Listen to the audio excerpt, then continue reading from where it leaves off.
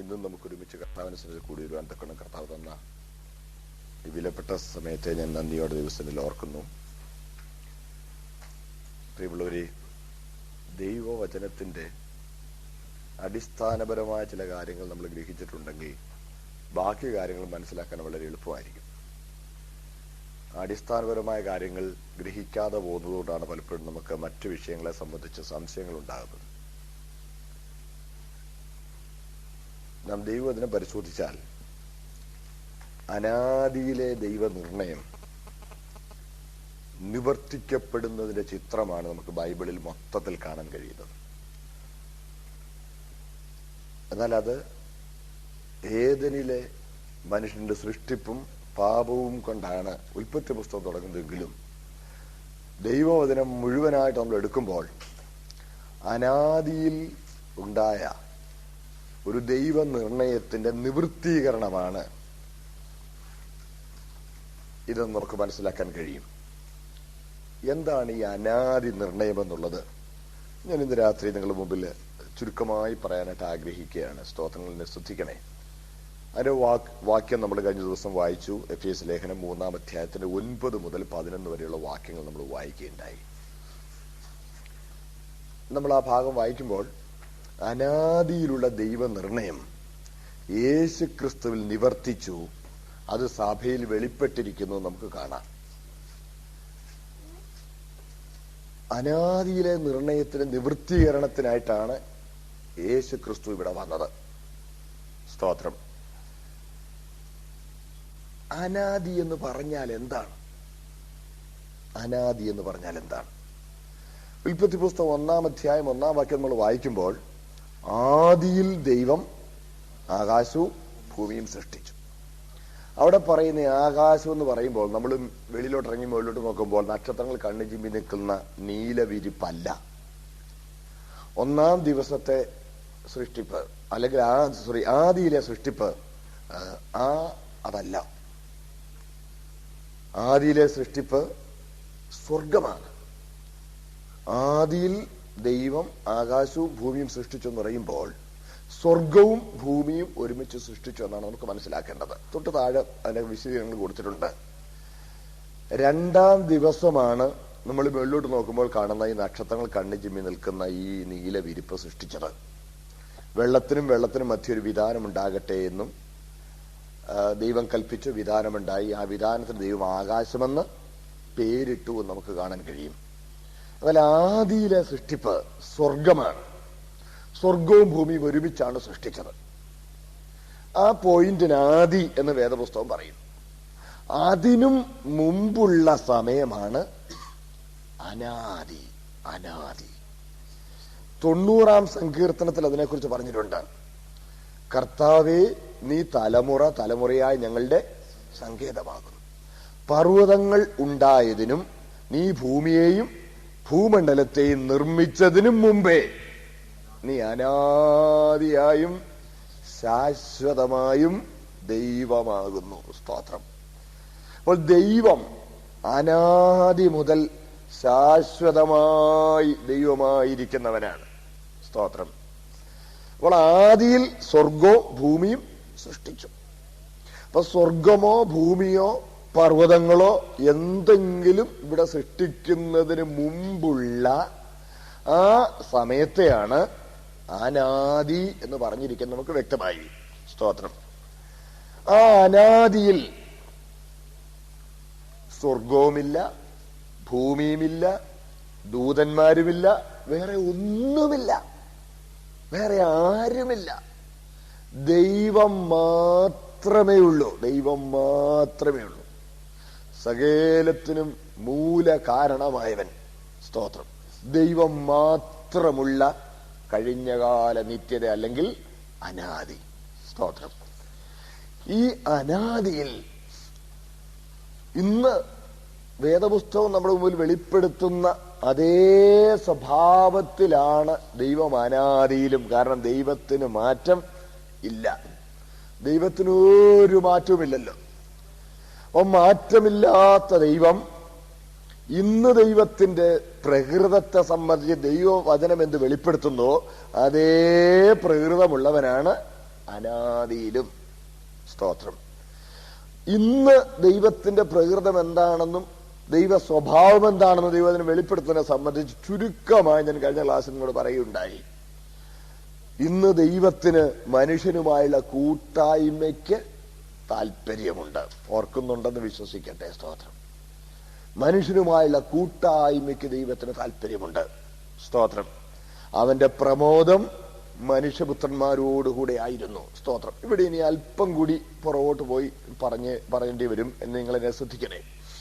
അതായത് യോഹന്നാന്റെ സുവിശേഷം 1-ാം അധ്യായം 18-ാം വാക്യത്തിൽ നമ്മളിങ്ങനെ വായിക്കുന്നു, ദൈവത്തെ ആരും ഒരു നാളും കണ്ടിട്ടില്ല, അവന്റെ മടിയിലിരിക്കുന്ന ഏകജാതനായ പുത്രൻ അവനെ വെളിപ്പെടുത്തിയിരിക്കുന്നു. സ്തോത്രം.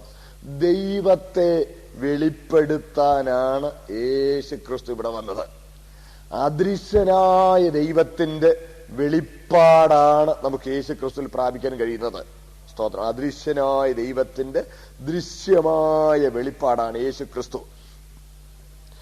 അദൃശ്യനായ ദൈവത്തിന്റെ ദൃശ്യമായ വെളിപ്പാട് യേശു ക്രിസ്തു. അദൃശ്യനായ ദൈവത്തിന്റെ ശ്രവ്യമായ വെളിപ്പാടാണ് ദൈവവചനം. സ്തോത്രം. ദൈവത്തിന്റെ കാണത്തക്ക വെളിപ്പാടാണ് യേശു ക്രിസ്തു.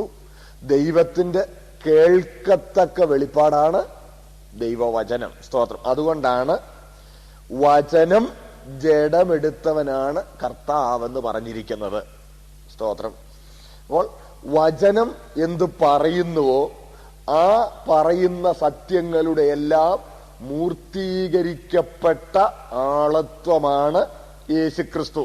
ഞാൻ പറയുന്നത് വ്യക്തമാകുന്നുണ്ടല്ലോ. സ്തോത്രം.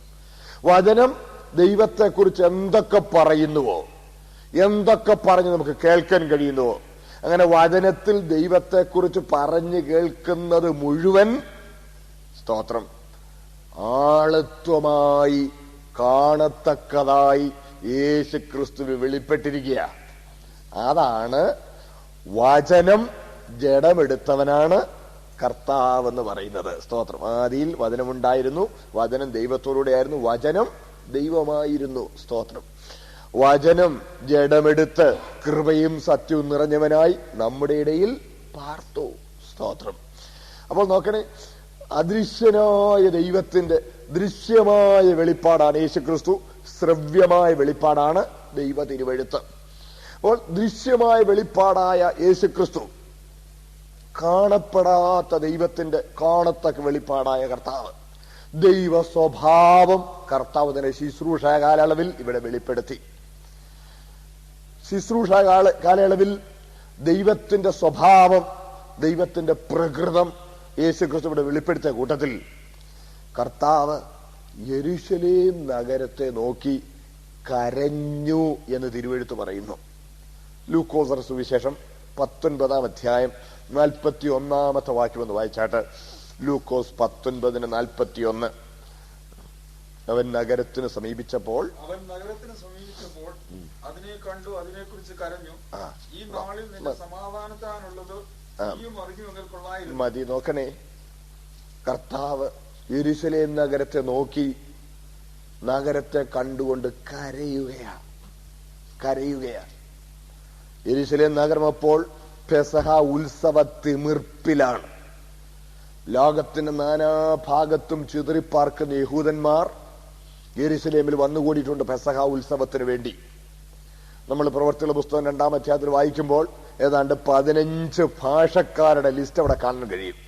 അവരെല്ലാം യഹൂദന്മാരാ. ലോകത്തിന്റെ വിവിധ ഭാഗങ്ങളിൽ ചിതറിയിരുന്ന യഹൂദന്മാർ പെസഹായ്ക്ക് വേണ്ടി യെരൂശലേമിൽ വന്നിരിക്കുക. പെസഹായ്ക്ക് വേണ്ടി അങ്ങനെ വിവിധ ദേശക്കാരായ ആളുകൾ യെരൂശലേമിൽ ഒരുമിച്ച് കൂടിയിരിക്കുമ്പോൾ യെരൂശലേം നഗരം ഉത്സവ തിമിർപ്പിലാണ്. ആ ഉത്സവ തിമിർപ്പിൽ നിൽക്കുന്ന നഗരത്തെ നോക്കി, സ്തോത്രം, യേശു ക്രിസ്തു കരഞ്ഞുകൊണ്ട് പറഞ്ഞ വാക്കുകൾ മത്തായിയുടെ സുവിശേഷം 23-ാം അധ്യായം 37-ാം വാക്യത്തിൽ എഴുതിയിട്ടുണ്ട്. അതുകൂടെ ഒന്ന് വായിച്ചാട്ട്. മത്തായിയുടെ സുവിശേഷം 23-ാം അധ്യായം 37-ാമത്തെ വാക്യം.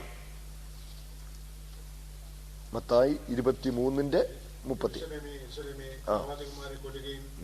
എന്റെ അടുക്കൽ അയച്ചിരിക്കുന്നവരെ കല്ലെറുകയും ചെയ്യുന്നോളെ, കോഴി തന്റെ കുഞ്ഞുങ്ങളെ ചെറുകീഴിൽ ചേർക്കും പോലെ നിന്റെ മക്കളെ ചേർത്തുകൊള്ളുവാൻ എനിക്ക് എത്ര വട്ടം മനസ്സിലായിരുന്നു, നിങ്ങൾക്കോ മനസ്സായില്ല. മതിയല്ലോ. സ്തോത്രം. നമ്മൾ ഇത് രണ്ടു ഭാഗവും വായിക്കുമ്പോൾ നമുക്ക് കാണാൻ കഴിയും, ലൂക്കോസ് പറയുന്ന അതേ സന്ദർഭമാണ് മത്തായി ഇവിടെ പറയുന്നത്. ലൂക്കോസ് കർത്താവ് കരഞ്ഞു എന്ന് പറയുമ്പോൾ കരഞ്ഞുകൊണ്ട് പറഞ്ഞ വാക്കുകൾ മത്തായി രേഖപ്പെടുത്തിയിരിക്കുക. സ്തോത്രം. യെരുശലേം നഗരത്തെ നോക്കി കണ്ണുനീർ വാർത്തുകൊണ്ട് ഗുരു പറയുകയാണ്, യെരുശലേമേ യെരുശലേമേ, പ്രവാചകന്മാരെ കൊല്ലുകയും നിന്റെ അടുക്കൽ അയച്ചിരുന്നവരെ കല്ലെറിയുകയും ചെയ്തവളേ, കോഴി തന്റെ കുഞ്ഞുങ്ങളെ ചെറിയൻ കീഴെ ചേർക്കുന്നത് പോലെ നിങ്ങളെ എന്റെ അടുക്കൽ ചേർത്തുകൊള്ളുവാൻ എനിക്ക് എത്ര വട്ടം മനസ്സായിരുന്നു, നിങ്ങൾക്ക് മനസ്സില്ലല്ലോ. സ്തോത്രം. ദൈവ തിരുഹൃദയത്തിന് താല്പര്യം നമ്മളൊന്ന് കണ്ടാട്ടെ. സ്തോത്രം. കർത്താവിന് ഇപ്പോഴും താല്പര്യം തന്റെ മക്കളെ തന്റെ ചിറകടിയിൽ ചേർക്കുവാനാണ്. മനുഷ്യനുമായുള്ള സ്നേഹ കൂട്ടായ്മയ്ക്കായി താല്പര്യപ്പെടുന്ന ദൈവഹൃദയത്തിന്റെ വ്യക്തമായ ചിത്രം നമുക്കിവിടെ കാണാൻ കഴിയും. മനുഷ്യനുമായുള്ള കൂട്ടായ്മയ്ക്ക്, സ്നേഹ കൂട്ടായ്മയ്ക്ക് താല്പര്യമുള്ള ദൈവ തിരുഹൃദയം. സ്തോത്രം. പിന്നെയും നാം പഴയ നിയമത്തിലൊക്കെ വായിക്കുമ്പോൾ ഇതേ കാര്യം നമുക്ക് കാണാൻ കഴിയും. ദൈവ സ്വഭാവത്തിൽ സ്തോത്രം ഏറ്റവും തിരുവെടുത്ത് എടുത്തു കാണിക്കുന്ന കാര്യമാണ് അവൻ സ്നേഹമാണെന്നുള്ള കാര്യം. സ്നേഹമാണ്. കഴിഞ്ഞ ക്ലാസ്സിൽ നിങ്ങളെ ഓർമ്മിപ്പിക്കുകയുണ്ടായി, സ്നേഹം എന്ന് പറയുന്ന ഒരു മ്യൂച്വൽ റിലേഷൻഷിപ്പ് കൊണ്ട് മാത്രമേ അത് പൂർണ്ണമാകുന്നുള്ളൂ. ഒരു ഭാഗം കൊണ്ട് മാത്രം പൂർണ്ണമാകാത്ത ഒരു ബന്ധമാണ് എന്ത്? സ്നേഹം. സ്തോത്രം. ദൈവം സ്നേഹമാകുന്നു എന്ന് പറഞ്ഞാൽ സ്തോത്രം സ്നേഹിക്കപ്പെടുവാൻ ആരെങ്കിലും അവിടെ ഉണ്ടായിരിക്കണം. സ്തോത്രം. അപ്പോൾ ഇവിടെ യെരുശലേം നഗരത്തെ നോക്കിക്കൊണ്ട് കർത്താവ് കരഞ്ഞപ്പോൾ, അവരെ ചിറകടിയിൽ ചേർത്തുകൊള്ളുവാൻ തനിക്ക് മനസ്സുണ്ട് എന്ന് പറഞ്ഞപ്പോൾ ദൈവ സ്വഭാവത്തിന്റെ വെളിപ്പാട് നമുക്കവിടെ ലഭിക്കുകയാണ്. സ്തോത്രം. ഇത് പഴയ നിയമത്തിൽ നമുക്കിത് കാണാൻ കഴിയും. പഴയ നിയമത്തിൽ നമ്മൾ ഒന്ന് രണ്ട് ഭാഗം ഒന്ന് ചൂണ്ടിക്കാണിക്കട്ടെ. യിരെമ്യാ പ്രവാചകന്റെ പുസ്തകം അതിന്റെ 13-ാമത്തെ അധ്യായം എടുത്താൽ, യിരെമ്യാവിന്റെ പുസ്തകം 13-ാമത്തെ അധ്യായം എടുത്താൽ അതിന്റെ 11-ാമത്തെ വാക്യം വായിക്കുമ്പോൾ ഒരു കാര്യം ഇവിടെ കാണാൻ കഴിയും. ഒന്ന് വായിച്ചാട്ടെ. ഒരു വാക്ക് അതിന് മുമ്പിലുണ്ട്, കച്ച ഒരു മനുഷ്യൻ.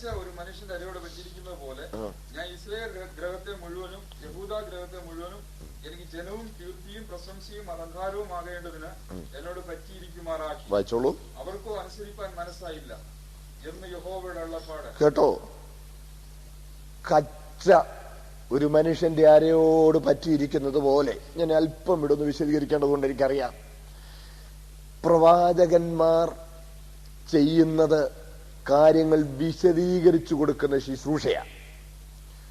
പ്രവാചകന്മാർ കടങ്കഥ പറയുന്നവരല്ല, അഫോറിസംസ് പറയുന്നവരല്ല.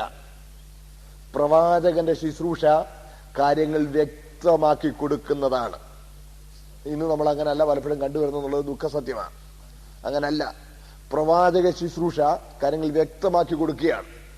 ദൈവ സന്ദേശം വ്യക്തമാക്കി കൊടുക്കേണ്ട സന്ദർഭങ്ങളിൽ ചിലപ്പോൾ പ്രവാചകന്മാർ അത് അഭിനയിച്ച് കാണിക്കാൻ നിയോഗിക്കപ്പെട്ടത് തിരുവെഴുത്തിൽ കാണാൻ കഴിയും. The other day I was told that some of my Malayalam words are too hard for some to follow. If so, you please feel free to tell me. Okay, in the word of God we see prophets enacting certain things so that things may be clear to the hearers. See, the duty of a prophet is not to conceal things but to reveal things, make things clear. So prophets make things clear, and in order to make things, the message clear, sometimes they have to enact.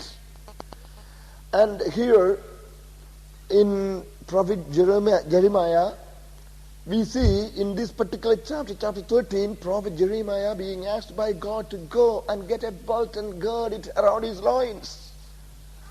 He went and got a belt, a very costly one, brand new one, girded it around his loins.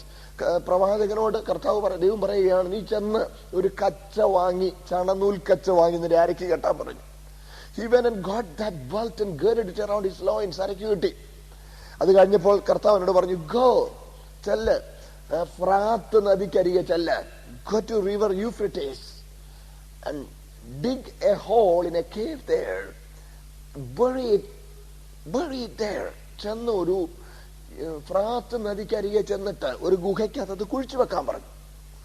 പ്രവാചകൻ ചെന്ന് പറഞ്ഞതുപോലെ അത് അവിടെ കൊണ്ട് കുഴിച്ചു വെച്ചു കഴിഞ്ഞ് ഏറിയ ദിവസം കഴിഞ്ഞപ്പോൾ ദൈവത്തിന് അരുളപ്പാട്, ചെന്ന് ആ കച്ച മാന്തി എടുക്കാൻ പറഞ്ഞു. Go dig it out. So the prophet went and dug it out. When that was dug out, it was all spoiled. അതെല്ലാം ദ്രവിച്ച് കേടായിരിക്കാം. മണ്ണിനകത്ത് കുറെ നാൾ കുഴിച്ചിട്ടുണ്ടെങ്കിൽ അത് ശരിയായിരിക്കാമല്ലോ. It all got torn up, കേടായി. ഉടനെ ദൈവത്തിന്റെ ആത്മാവ് ഇരമ്യാവോട് പറയുക, ഇരമ്യാവേ, ഈ കച്ച പോലെയാണ് ഈ ജനം എനിക്ക്. എന്നിട്ട് വിശദീകരണം പറയാണ്, കച്ച ഒരു മനുഷ്യന്റെ അരയോട് പറ്റിയിരിക്കുന്നത് പോലെ ഇസ്രായേൽ ഗ്രഹത്തെ മുഴുവനും യഹൂദാഗ്രഹത്തെ മുഴുവനും എനിക്ക് ജനവും എനിക്ക് പ്രശംസയും എനിക്ക് കീർത്തിയും എനിക്ക് അലങ്കാരവുമായിരിക്കേണ്ടതിന് എന്നോട് ചേർന്ന് നിൽക്കുമാറാക്കി. പക്ഷെ അവർക്ക് അനുസരിക്കാൻ മനസ്സായില്ല.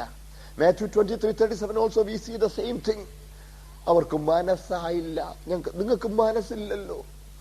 നോക്കണേ, ഇവിടെയും പറയും നിങ്ങൾക്ക് മനസ്സില്ല. ഈ കച്ച ഒരുവന്റെ അരയോട് പറ്റിയിരിക്കുന്നത് പോലെ, just as a belt is girded tight around the loins of a person, അതുപോലെ ഇഴുകിയൊരു സ്നേഹക്കൂട്ടായ്മയ്ക്കാണ് ഞാൻ ഇവരെ കുറിച്ച് ആഗ്രഹിക്കുന്നത്. എനിക്ക് ജനവും എനിക്ക് കീർത്തിയും എനിക്ക് പ്രശംസയും എനിക്ക് അലങ്കാരവുമായിരിക്കേണ്ടതിന് ഇവരെ എന്നോട് ചേർത്ത് നിൽക്കുമാറാക്കി. സ്തോത്രം. അവിടെ അലങ്കാരം, ജനം തനിക്ക് അലങ്കാരം എന്ന് പറയുന്നത്, നമുക്ക് ഇവിടെ ഇങ്ങനെ ഒരു വിശദീകരണം പറയാം. ചെറുപ്പക്കാരിയായ ഒരു വീട്ടമ്മയുടെ ഏറ്റവും വലിയ അലങ്കാരം എന്ന് പറയുന്നത് അവള് വാരി അണിയുന്ന പൊന്നും പണ്ടങ്ങളും ഒന്നും അല്ലല്ലോ.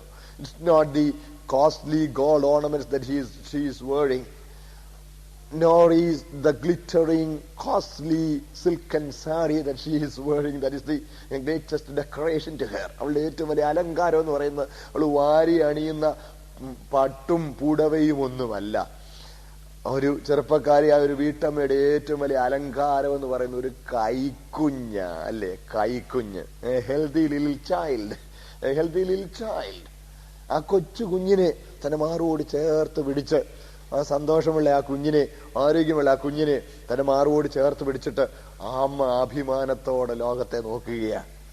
അവളുടെ ഏറ്റവും വലിയ അലങ്കാരം എന്ന് പറയുന്നത് ആ കുഞ്ഞാണ്. ഏതാണ്ട് അതുപോലെ തന്നെ സ്തോത്രം, ഇസ്രായേൽ ഗ്രഹത്തെ തന്നോട് പറ്റിയിരിക്കുന്ന തന്റെ മക്കളെ അലങ്കാരമായി ലോകത്തിന് മുമ്പിൽ അവതരിപ്പിക്കുവാൻ ദൈവം ആഗ്രഹിക്കുന്നു. സ്തോത്രം. ദൈവത്തിന് തന്റെ ഭക്തന്മാരെ കുറിച്ചുള്ള ആഗ്രഹം അതാണ്. സ്തോത്രം. നമ്മളെല്ലാവരും അവരെന്തെങ്കിലുമൊക്കെ വലിയ ഏതാണ്ടൊക്കെ ചെയ്തു കൊടുക്കണമെന്നൊന്നുമല്ല ദൈവം നമ്മളെ കുറിച്ച് ആഗ്രഹിക്കുന്നത്. Not that we may sing a lot of praises to him, അതല്ല ദൈവം നമ്മളിൽ നിന്ന് അടിസ്ഥാനപരമായിട്ട് ആഗ്രഹിക്കുന്നത്. ഞാൻ കഴിഞ്ഞ ദിവസമേ നിങ്ങളോട് പറഞ്ഞിട്ടുണ്ട്, if I say anything that offends you or that which is not very clear to you, you're most welcome to ask me. ഞാൻ നിങ്ങളോട് പറഞ്ഞിട്ടുണ്ട്, നിങ്ങൾക്ക് എന്തെങ്കിലും വിശദീകരണം വേണമെങ്കിൽ ചോദിക്കണം എന്ന് പറഞ്ഞിട്ടുണ്ട്. What I tell is exactly what the word of God tells us. ദൈവവചനം പറയുന്നത് തന്നെയാണ് ഞാൻ നിങ്ങളോട് പറയുന്നത്. സ്തോത്രം. ദൈവം നമ്മളെ കുറിച്ച് ആഗ്രഹിക്കുക നമ്മൾ സ്നേഹത്തോടുകൂടി അവനോട് പറ്റിയിരിക്കണമെന്നാണ്. A fellowship, intimate, cordial, loving fellowship is what God expects from every one of us. സ്തോത്രം. ആ ഹൃദ്യമായ സ്നേഹക്കൂട്ടായ്മയാണ് ദൈവം നമ്മളിൽ നിന്ന് ആഗ്രഹിക്കുന്നത്. സ്തോത്രം. പ്രിയ ദൈവമക്കളെ, നമ്മൾ അവനോട് ചേർന്നിരിക്കുക, അതാണ് ദൈവം ആഗ്രഹിക്കുന്നത്. നിങ്ങൾ താഴോട്ട് വായിച്ച് ജെറിമായ ചാപ്റ്റർ 13 താഴോട്ട് വായിക്കുമ്പോൾ അതിന്റെ 15ാമത്തെ വാക്യം വരെ ഒന്ന് വായിച്ചേ. ഇനി 15th verse. നിങ്ങൾ കേൾപ്പീൻ, ചെവി തരുവീൻ, ഗർഭിക്കരുത്, യഹോവയല്ലോ അരുളിച്ചെയ്യുന്നത്. കേട്ടോ, നിങ്ങൾ കേൾപ്പീൻ, ചെവി തരുവീൻ, യഹോവയല്ലോ അരുളി ചെയ്യുന്നത്. വായിച്ചോളൂ. ഇരുട്ടാകുന്നതിനും നിങ്ങളുടെ കാൽ അന്ധകാര പർവ്വതങ്ങളിൽ ഇടറിപ്പോകുന്നതിനും മുമ്പേ നിങ്ങളുടെ ദൈവമായ യഹോവയ്ക്ക് ബഹുമാനം കൊടുപ്പീൻ, അല്ലെങ്കിൽ നിങ്ങൾ പ്രകാശത്തിന് കാത്തിരിക്കുകയും അവൻ അന്ധതമസും കൂരിട്ടും വരുത്തും. വായിച്ചോളൂ. നിങ്ങൾ കേട്ടനുസരിക്കുകയില്ലെങ്കിൽ ഞാൻ നിങ്ങളുടെ ഗർഭം നിമിത്തം രഹസ്യത്തിൽ കരയും. മതിയല്ലോ. എന്തോ ഇത് നമ്മൾ വായിച്ചു കേൾക്കുന്നേ? നിങ്ങൾ കേൾപ്പീൻ, ചെവി തരുവീൻ, ഗർവിക്കരുത്. Don't be too puffed up. Don't get very proud. Don't get puffed up. കേൾപ്പീൻ, ചെവി തരുവീൻ, ഗർവിക്കരുത്. യഹോവയല്ലോ അരുളി ചെയ്യുന്നത്. ഇരുട്ടാകുന്നതിനും നിങ്ങളുടെ കാല അന്ധകാരപർവ്വതങ്ങളിൽ പോകുന്നതിനും നിങ്ങളുടെ ദൈവമായ യഹോവയ്ക്ക് മഹത്വം കൊടുപ്പീൻ. താഴോട്ട് വായിക്കുമ്പോൾ, നിങ്ങൾ കേട്ടനുസരിക്കയില്ലെങ്കിൽ നിങ്ങളുടെ ഗർവനിമിത്തം ഞാൻ രഹസ്യത്തിൽ കരയും. God's heart will be grieved if we refuse to obey what he tells us, and if we refuse to remain intimately associated to him in loving cordial fellowship. സ്തോത്രം. നമ്മള് സ്നേഹത്താൽ ദൈവത്തോട് പറ്റിയിരിക്കാൻ നമുക്ക് മനസ്സില്ലെങ്കിൽ നമ്മുടെ ഗർവനിമിത്തം ദൈവത്തിന്റെ തിരുഹൃദയം ദുഃഖിക്കുന്നെന്നാണ് ഈ പുസ്തകത്തിൽ പറഞ്ഞേക്കുന്നത്. സ്തോത്രം. I hope I make myself clear enough for U.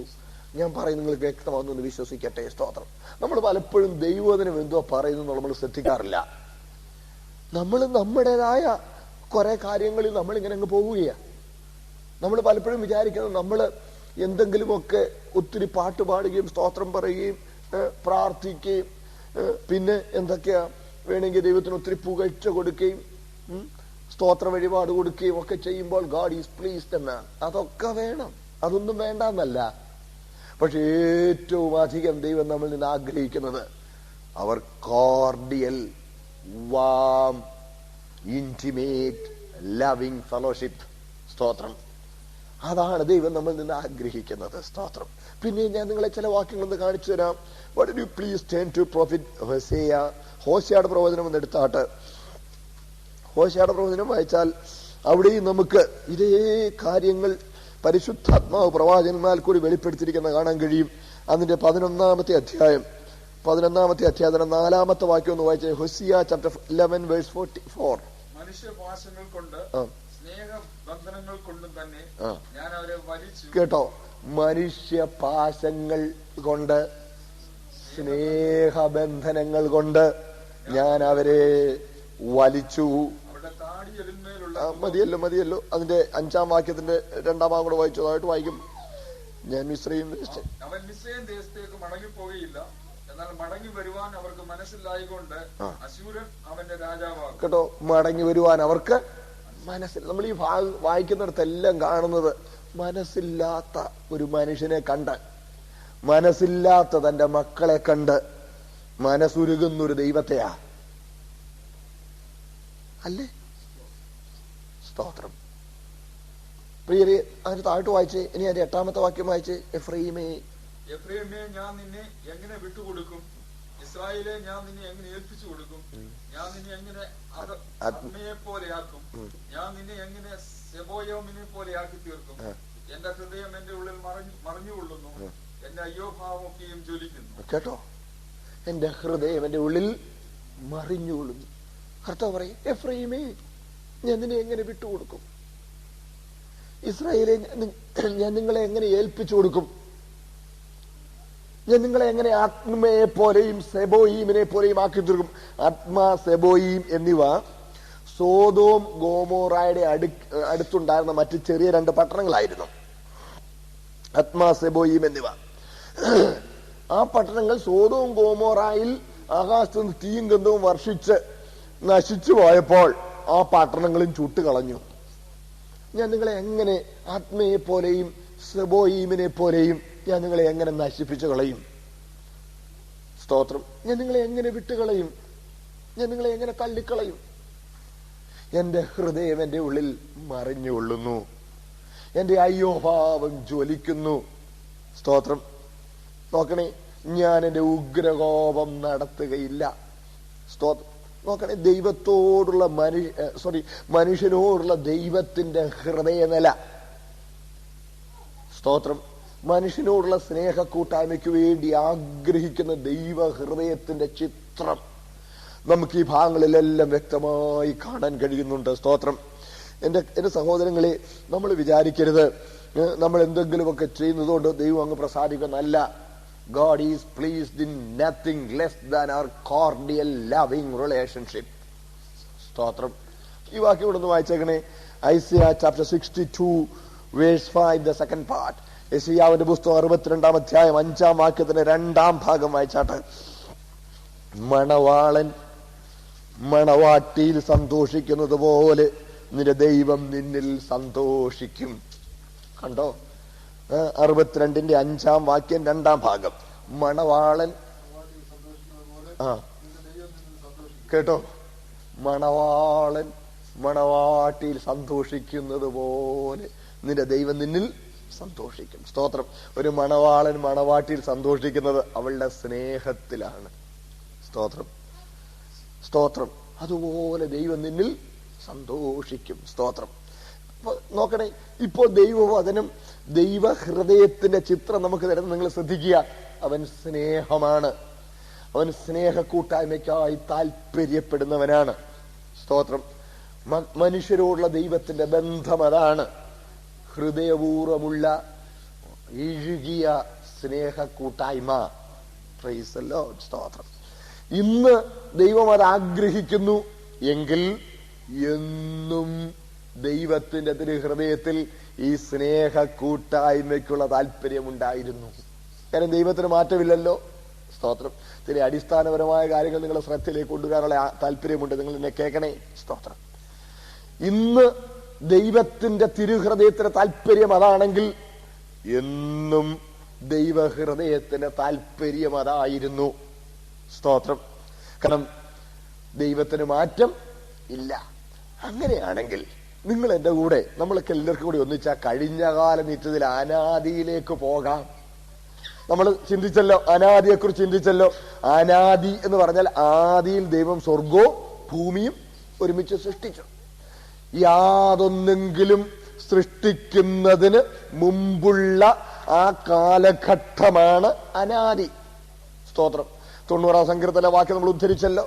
പർവ്വതങ്ങൾ ഉണ്ടായതിനും ഭൂമിയെയും ഭൂമണ്ഡലത്തെയും നിർമ്മിച്ചതിന് മുമ്പേ അനാദിയായും ശാശ്വതമായും ദൈവമാണ്. അപ്പോൾ അനാദിയിൽ വേറെ ഒന്നുമില്ല, വേറെ ആരുമില്ല. ദൈവം മാത്രമേ ഉള്ളൂ. ദൈവം മാത്രം, വേറെ ആരുമില്ല, വേറെ ഒന്നുമില്ല. സ്തോത്രം. വേദപുസ്തകത്തിലെ സങ്കീർത്തനത്തിൽ ഒരു വാക്യം കടം കൊണ്ട്, ഒരു പ്രയോഗം കടം കൊണ്ടിട്ട് നമുക്ക് ഇങ്ങനെ പറയാം: നിത്യശൂന്യങ്ങൾ, നിത്യശൂന്യങ്ങളുടെ നടുവിൽ സർവസമ്പൂർണനായി വിരാജിച്ചരുളുന്ന ദൈവം. അന്നും ദൈവ തിരുഹൃദയത്തിന്റെ താല്പര്യം നമ്മളിപ്പോ ചിന്തിച്ചതാ. കാര്യം മാറ്റമില്ലല്ലോ. സ്നേഹക്കൂട്ടായ്മയ്ക്ക് വേണ്ടി കൊതിക്കുന്ന ഒരു തിരുഹൃദയമാ. സ്തോത്രം. ഇവിടെ നമുക്ക് ത്രിയേകത്വത്തിന്റെ ആണിക്കല്ല് കാണാം. കേട്ടെ, ഞാനൊന്ന് വ്യക്തമാക്കിക്കോട്ടെ. അന്ന് കഴിഞ്ഞകാല നിത്യതയിൽ വേറെ ഒന്നുമില്ല, വേറെ ആരുമില്ല, ദൈവം മാത്രം. നിത്യശൂന്യങ്ങളുടെ നടുവിൽ സർവസമ്പൂർണനായ ദൈവം വിരാജിച്ചരുളുമ്പോൾ അന്നും ദൈവത്തിന്റെ ഹൃദയത്തിന്റെ താല്പര്യം സ്നേഹക്കൂട്ടായ്മയാണെങ്കിൽ അന്ന് ദൈവത്തിന് കൂട്ടായ്മ എവിടെ നിന്നായിരുന്നു? സ്തോത്രം. മനസ്സിലാവുന്നുണ്ട്?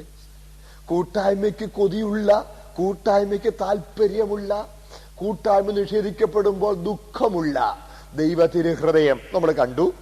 സ്തോത്രം. ഇന്ന് അങ്ങനെയാണെങ്കിൽ എന്നും അങ്ങനെ ആയിരുന്നല്ലോ. ദൈവത്തിന് മാറ്റം ഇല്ലല്ലോ. സ്തോത്രം. അങ്ങനെങ്കിൽ കഴിഞ്ഞകാല നിത്യതയിൽ അനാദിയിൽ ദൈവത്തിന് എവിടുന്നായിരുന്നു കൂട്ടായ്മ? ഈ സ്വഭാവത്തിലുള്ള ദൈവത്തിന് കൂട്ടായ്മയ്ക്ക് ആരോരുമില്ലെങ്കിൽ തികച്ചും ഏകാന്തത തോന്നിക്കാണുമോ? ഒരിക്കലുമില്ല, ഒരിക്കലുമില്ല. അന്ന് ദൈവത്തിന് ഏകാന്തത തോന്നിയിരുന്നെങ്കിൽ ദൈവം ദൈവമല്ല. കാരണം ദൈവം തന്നിൽ തന്നെ സർവസമ്പൂർണനാണ്. ദൈവം തന്നിൽ തന്നെ സമ്പൂർണനായതിനാൽ സ്തോത്രം, സ്നേഹക്കൂട്ടായ്മയ്ക്കു വേണ്ടി ദൈവ തിരുഹൃദയത്തിൽ താല്പര്യമുണ്ടെങ്കിൽ ആ സ്നേഹക്കൂട്ടായ്മയ്ക്കുള്ള സംവിധാനം ദൈവത്തിൽ തന്നെയുണ്ട്. Price the Lord. ഇവിടെയാണ് ഏക സത്യ ദൈവത്തിൽ ഒരു ബഹുത്വമുണ്ട്. സ്തോത്രം. വ്യക്തമാക്കാം. ഏക സത്യ ദൈവത്തിൽ ഒരു ബഹുത്വമുണ്ട്. വേദപുസ്തകം ചിത്രീകരിക്കുന്ന ഏക സത്യ ദൈവം പൂർണ്ണനായിരിക്കണമെങ്കിൽ ആ ദൈവത്തിൽ ഒരു ബഹുത്വം ഉണ്ടായേ കഴിയുള്ളൂ. കാരണം കൂട്ടായ്മയ്ക്ക് താല്പര്യമുള്ള ഒരു ദൈവത്തെയാണ് പുസ്തകത്തിൽ കാണുന്നത്. കൂട്ടായ്മ നിഷേധിക്കപ്പെടുമ്പോൾ ദുഃഖമുള്ള ദൈവഹൃദയത്തിന് ചിത്രമാണ് തിരുവെഴുത്ത് വരയ്ക്കുന്നത്. അങ്ങനെങ്കിൽ സ്തോത്രം, കൂട്ടായ്മയ്ക്ക് അവന് താല്പര്യമുള്ളപ്പോൾ കൂട്ടായ്മയ്ക്കുള്ള സംവിധാനവും ദൈവത്തിന്റെ ആളത്വത്തിൽ തന്നെയുണ്ട്. അല്ലെങ്കിൽ ആ ദൈവം തന്നിൽ തന്നെ പൂർണ്ണൻ അല്ലെന്ന് വരും. പറഞ്ഞ മനസ്സിലായോ? സ്തോത്രം. ഇതാണ് ത്രിയേകത്വത്തിന്റെ ഏറ്റവും വ്യക്തമായതും തിരുവെഴുത്ത് ചിത്രീകരിച്ചിരിക്കുന്ന ആദ്യത്തതുമായ തെളിവ്. സ്തോത്രം. ഹല്ലേലൂയ. അപ്പോൾ വേദപുസ്തകത്തിൽ ത്രിയേകത്വം നിറഞ്ഞു നിൽക്കുന്ന ഉപദേശമാണ്. സ്തോത്രം. അപ്പോൾ ദൈവത്തിന്റെ ത്രിയേകത്വത്തെ ആരെങ്കിലും നിഷേധിച്ചാൽ അവർ ദൈവത്തിന്റെ പൂർണ്ണതയെ നിഷേധിക്കുകയാണ്. വ്യക്തമായെന്ന് വിശ്വസിക്കാൻ.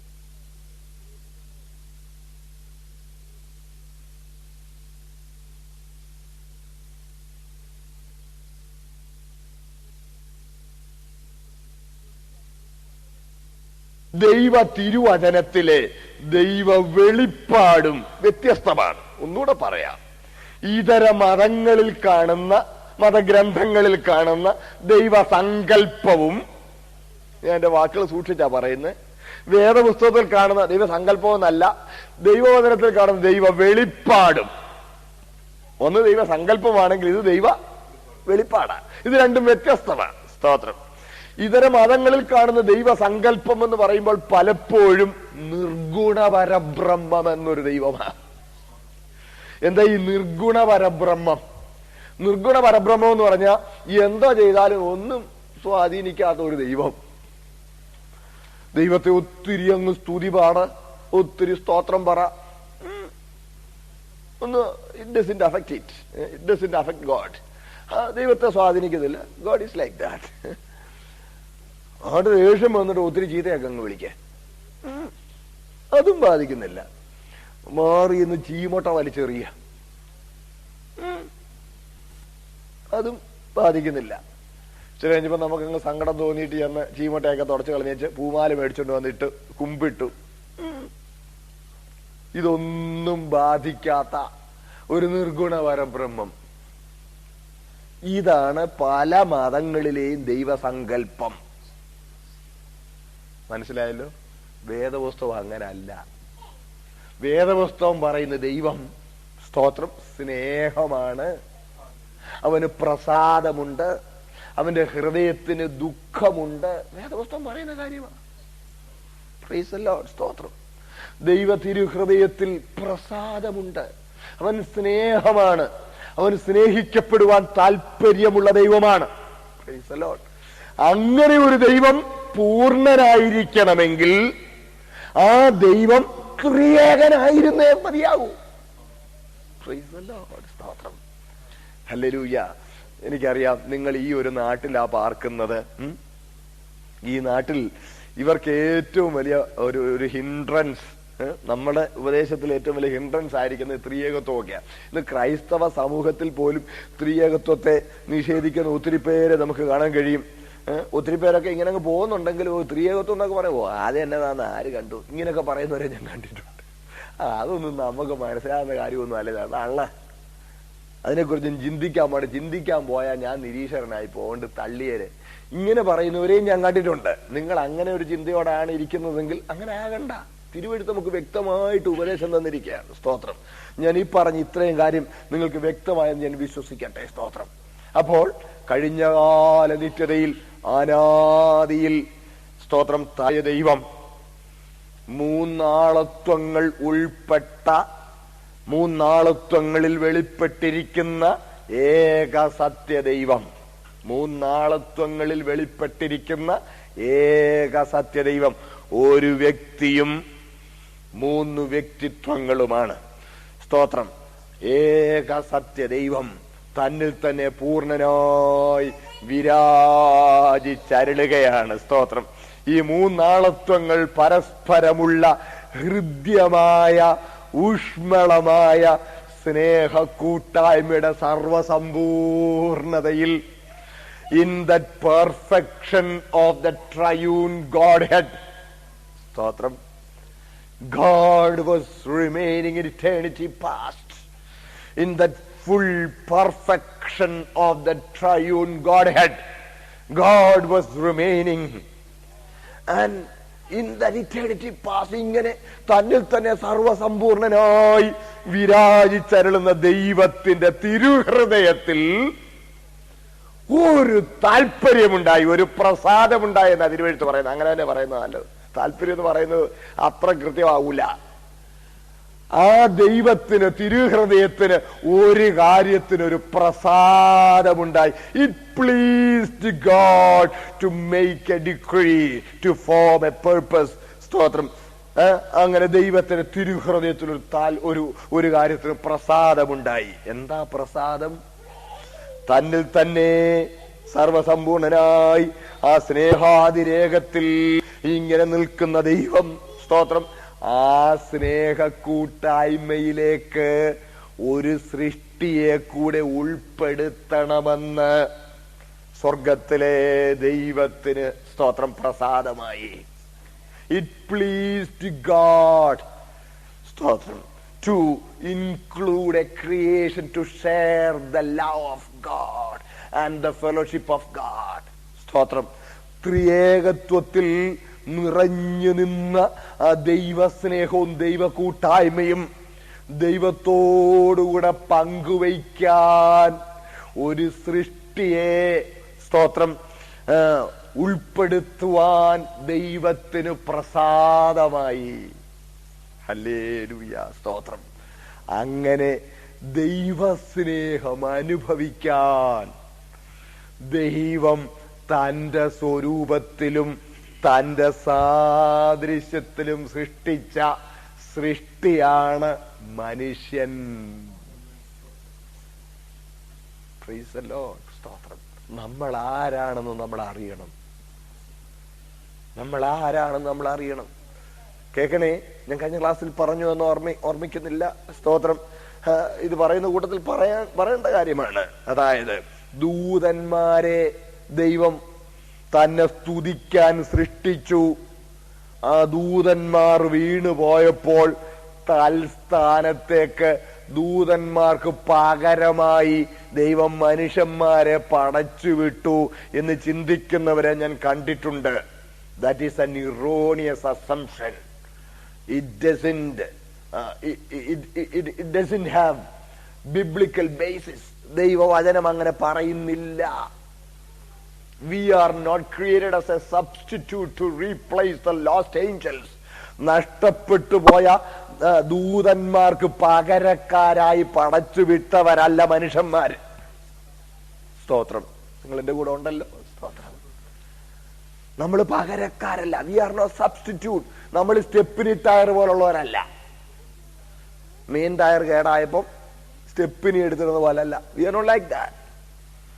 ദൈവത്തിന്റെ തിരുഹൃദയത്തിൽ അനാദിയിൽ, സ്തോത്രം, ദൈവം തീരുമാനിച്ച സൃഷ്ടിയാണ് മനുഷ്യര്. സ്തോത്രം. ഇതിന് ഞാൻ കുറച്ചും കൂടി ഒന്ന് വ്യക്തമാക്കാം.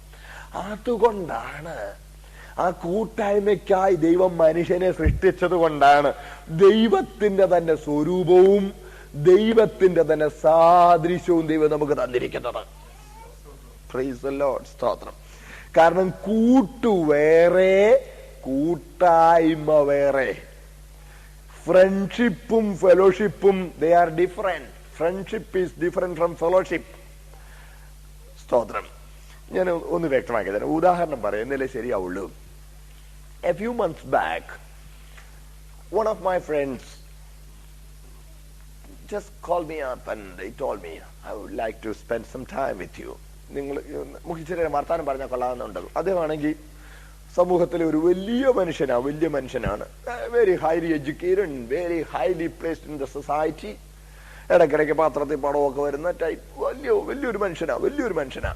But he has some personal problems in the family circles. കുടുംബത്തിൽ ഇച്ചിരി വിഷമങ്ങളൊക്കെ ഉണ്ട്. അദ്ദേഹം എന്നെ വിളിച്ചു.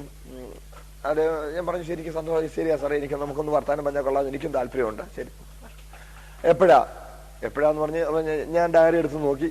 ഇപ്പൊ എനിക്ക് ആ കൂടി 2-3 സമയം ഒക്കുമായിരുന്നു. ആ സമയം ഒന്നും അദ്ദേഹത്തിന് ഒക്കില്ല. അദ്ദേഹത്തിന് ഓൾറെഡി എൻഗേജ്മെന്റ്സ് ഉണ്ട്.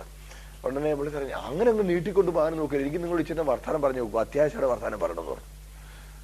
അപ്പം നാളെ എന്നാ പരിപാടി? ഞാൻ പറഞ്ഞു, നാളെ എനിക്ക് രാവിലെ ട്രിവാൻഡ്രത്ത് മീറ്റിങ്ങിന് പോകണം. ഉടനെ അദ്ദേഹം പറഞ്ഞു, ഒരു കാര്യം, എനിക്ക് നാളെ വൈകിട്ട് ട്രിവാൻഡ്രത്ത് പോകണം. എന്നാൽ നമുക്കൊരു കാര്യം, നമുക്ക് രണ്ടും കൂടെ രാവിലെ അങ്ങ് പോയേക്കാം. ശരി, പോയേക്കാം. എന്റെ വണ്ടിയിൽ അങ്ങ് പോയേക്കാം നമുക്ക്. ശരി, ആയിക്കോട്ടെ. രാവിലെ അദ്ദേഹത്തിന്റെ ഡ്രൈവർ ഒരു 6 മണി ആയപ്പോഴേ വീട്ടിൽ വന്നു, എന്നെ കൂട്ടി ചെന്നു. അദ്ദേഹത്തെ കൂട്ടി ഞങ്ങൾ ട്രിവാൻഡ്രത്തിന് പോവുകയാണ്. ഞങ്ങൾ 2 ബാക്ക് സീറ്റിൽ ഇരിക്കുന്നു. ഡ്രൈവർ വണ്ടി ഓടിച്ചുകൊണ്ട് പോകുമ്പോൾ അദ്ദേഹത്തിന്റെ പ്രശ്നങ്ങൾ, വളരെ വിഷമകരമായ പ്രശ്നങ്ങൾ, അങ്ങനെ അധികം പേരോടും പങ്കുവയ്ക്കാൻ യഥാർത്ഥത്തിൽ പാടില്ലാത്ത തന്റെ ഹൃദയത്തിന്റെ അവ്യഥകളൊക്കെ എന്നോട് അങ്ങോട്ട് പറയാൻ തുടങ്ങി. ഇച്ചിരി കഴിഞ്ഞപ്പോ ഞാൻ പറഞ്ഞു, സാറേ ഒരു കാര്യം ചെയ്യാ, why do you speak in English? Driver കേൾക്കൂന്ന് ഞാൻ പറഞ്ഞു. മനസ്സിലാവുന്നുണ്ടോ? ഡ്രൈവർ കേൾക്കും. Why do you speak in English? English പറയരുതോ എന്ന് പറഞ്ഞു. അറിയാതെ അവനതൊക്കെ അറിയാവുന്ന അല്ലേടോ എന്ന് ചോദിച്ചു. ഞാൻ പറഞ്ഞു, ശരി പറഞ്ഞു. എനിക്ക് ആ കൂടി ഒരു ചെറിയ കൂട്ടുണ്ട് ഇപ്പൊ അവനോടെ ഉള്ളത്. എനിക്ക് ആ കൂട്ട് പോരെ, എനിക്കൊരു ചെറിയ കൂട്ടായ്മ വേണം. അതിനല്ലേ ഞാൻ നിങ്ങളെ വിളിച്ചെന്ന് പറഞ്ഞു. മനസ്സിലാവുന്നുണ്ടോ? എനിക്ക് ആരാണ്? കൂട്ടുണ്ട്. പക്ഷെ എനിക്ക് അത് പോരെ, എനിക്കൊരു കൂട്ടായ്മ വേണം. സ്തോത്രം. പിന്നെ ഞങ്ങള് അടുത്ത നീണ്ട മണിക്കൂറുകൾ അദ്ദേഹം തന്റെ വേദനകൾ, തന്റെ പ്രശ്നങ്ങളൊക്കെ പങ്കുവെക്കുകയും ഞാന് അതെല്ലാം അദ്ദേഹത്തിന്റെ വേദനകളിൽ അതുപോലെ ഞാൻ അദ്ദേഹത്തോടുകൂടി I shared his sorrows and we prayed together and I proposed some solutions. എന്റെ മനസ്സിൽ തോന്നിയ ചില പരിഹാര മാർഗങ്ങൾ ഞാൻ നിർദ്ദേശിക്കുകയും ഞങ്ങൾക്ക് നല്ല ഒരു fellowship, we could have a very sweet time of fellowship. സ്തോത്രം.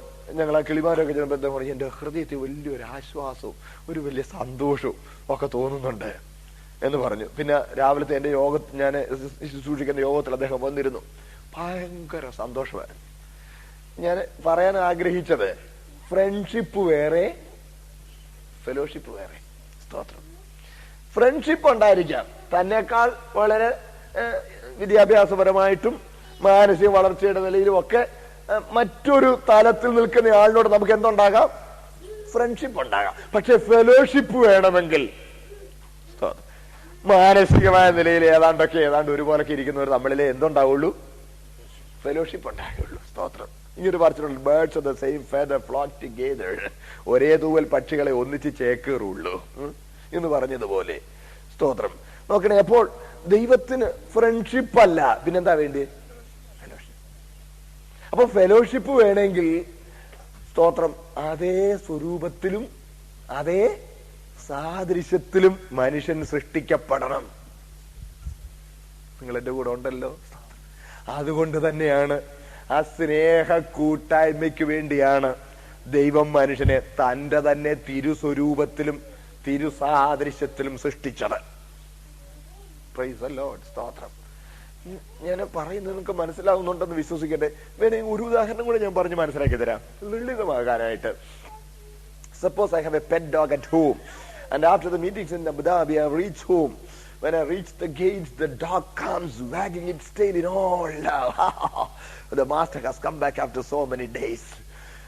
പട്ടി വലിയ സന്തോഷം ഒഴുകുന്നു. It loves me very much. എന്നോട് ഭയങ്കര സ്നേഹമാ. അതെന്റെ കൂടെ ഓടിക്കളിക്കും. ഞാൻ കഴിക്കുന്ന ഭക്ഷണത്തിന്റെ ഒരു വീതം കഴിക്കും. എന്റെ കൂടെ കിടക്കെ കയറി കിടന്ന് പറയുമ്പോൾ ഭയങ്കര സന്തോഷം. അപ്പൊ ഞാൻ വന്നപ്പോഴത്തേന് ഒത്തിരി നാളും കൂടെ ചെന്നപ്പോഴത്തേന് ഭയങ്കര സന്തോഷമായി വാലുവാട്ടി എന്റെ ചുറ്റും ഓടി. ഞാനതിന് കുനിഞ്ഞതിനൊന്ന് തലോടി. ഞാൻ പട്ടി നായേ നിനക്കറിയാമോ, ഞാന് അബുദാബി പോയിരിക്കായിരുന്നു. നല്ല യോഗങ്ങളൊക്കെ ആയിരുന്നു. അവിടെയുള്ള ദൈവമക്കളുമാരുടെ കൂട്ടായ്മ എന്തൊരു സ്വീറ്റ് ആയിരുന്നു, എന്ത് സന്തോഷമായിരുന്നു. അത് വാലാട്ട്. ഇച്ചിരി കഴിഞ്ഞപ്പോ ഞാൻ പറഞ്ഞു, പക്ഷേ അവിടെ സന്തോഷമൊക്കെ ആയിരുന്നെങ്കിലും ഈ യോഗമൊക്കെ കഴിഞ്ഞ് ഒരു ദിവസം ഞങ്ങൾ യോഗം കഴിഞ്ഞ് പുസ്തകം കൊണ്ട് ഇറങ്ങുമ്പോൾ കുറെ മലയാളികൾ വഴിയെ പോകാമാര് വന്നേക്കുന്ന ഒരു ഉദ്ദേശിയ ഇങ്ങനെ കുറെ എണ്ണം നടപ്പുണ്ട് എന്നും പറഞ്ഞ് ശരിക്കും കളിയാക്കി പരിഹസിച്ചു. എനിക്ക് ഭയങ്കര വിഷമായിപ്പോയി. ഈ നായ്ക്ക് അത് വല്ലതും മനസ്സിലാവുമോ? അത് പഴയ പടി വാലാട്ടും. The same way it wags its tail. It can't share my experiences. അടുത്ത് ഞാൻ പറഞ്ഞു, എന്നാലും നായ ആരൊക്കെ കളിയാക്കിയാലും ഞാൻ സുവിശേഷ വേലയിൽ നിന്ന് പിന്മാറുന്ന പ്രശ്നമില്ല. നിനക്കറിയാമോ എന്റെ ആഗ്രഹം എന്താണെന്ന്? ബില്ലി ഗ്രഹാം പ്രസംഗിക്കണ പോലെ 10,000 സുവിശേഷം പ്രസംഗിക്കണം എന്റെ ആഗ്രഹം. അപ്പോഴും അതിങ്ങനെ ചെവി രണ്ടിങ്ങനെ ഒന്ന് ഒടിച്ചു പിടിച്ചോണ്ട് ആ വാലുവാട്ടിക്കൊണ്ട് നിൽക്കത്തേ ഉള്ളൂ. അതിന് എന്റെ വേദനകളോ എന്റെ ആംബിഷൻസോ എന്റെ സന്തോഷങ്ങളോ ഒന്നും ഷെയർ ചെയ്യാൻ കഴിയില്ല. അതിനൊരു കൂട്ടുണ്ട്, കൂട്ടായ്മ ഇല്ല. മനസ്സിലായല്ലോ? കൂട്ടായ്മ ഉണ്ടാകണമെങ്കിൽ ഒന്നുകിൽ ഞാനൊരു നായാകണം, അല്ലെങ്കിൽ ആ നായ ഒരു മനുഷ്യനാകണം. ഒന്നുകിൽ ഞാൻ അതിന്റെ സ്വരൂപത്തിലേക്കും സാദൃശ്യത്തിലേക്കും ഇറങ്ങിച്ചെല്ലണം, അല്ലെങ്കിൽ അതെന്റെ സ്വരൂപത്തിലേക്കും സാദൃശ്യത്തിലേക്കും ഉയർന്നു വരണം. സ്തോത്രം. Same image and likeness. അങ്ങനെയുള്ളവർക്ക് മാത്രമേ ഫെലോഷിപ്പ് ഉണ്ടായിരിക്കുകയുള്ളൂ. സഹോദരങ്ങളെ, ദൈവം നമ്മെ തന്റെ സ്വരൂപത്തിലും സാദൃശ്യത്തിലും സൃഷ്ടിച്ചിരിക്കുന്നത് കലവറയില്ലാത്ത കൂട്ടായ്മയ്ക്ക് വേണ്ടിയാണ്. Price the lord. സ്തോത്രം, സ്തോത്രം, ഹല്ലേലൂയ. ഹൃദ്യമായ കൂട്ടായ്മ കഴിഞ്ഞകാല നിത്യതയിൽ, സ്തോത്രം, സ്വർഗത്തിലെ ദൈവത്തിന് പ്രസാദമായി, സ്തോത്രം, ഒരു സൃഷ്ടി വേണം തന്നോടുള്ള സ്നേഹ കൂട്ടായ്മയിൽ ദൈവസ്നേഹത്തിന്റെ ആ സന്തോഷകരമായ അനുഭവം പങ്കുവയ്ക്കുവാൻ, അതിൽ പങ്കാളിയാകുവാൻ, ഒരു സൃഷ്ടിയുടെ രൂപപ്പെടുവാൻ സ്വർഗത്തിലെ ദൈവത്തിന് പ്രസാദമായി. ഹല്ലേലൂയ. സ്തോത്രം, സ്തോത്രം. ഞാൻ പറഞ്ഞ് നിങ്ങൾക്ക് മനസ്സിലായി ഞാൻ വിശ്വസിക്കട്ടെ. പ്രിയ ദൈവമക്കളെ, അങ്ങനെ സ്തോത്രം കഴിഞ്ഞകാല നിത്യതയിൽ, സ്തോത്രം, സ്വർഗത്തിലെ ദൈവം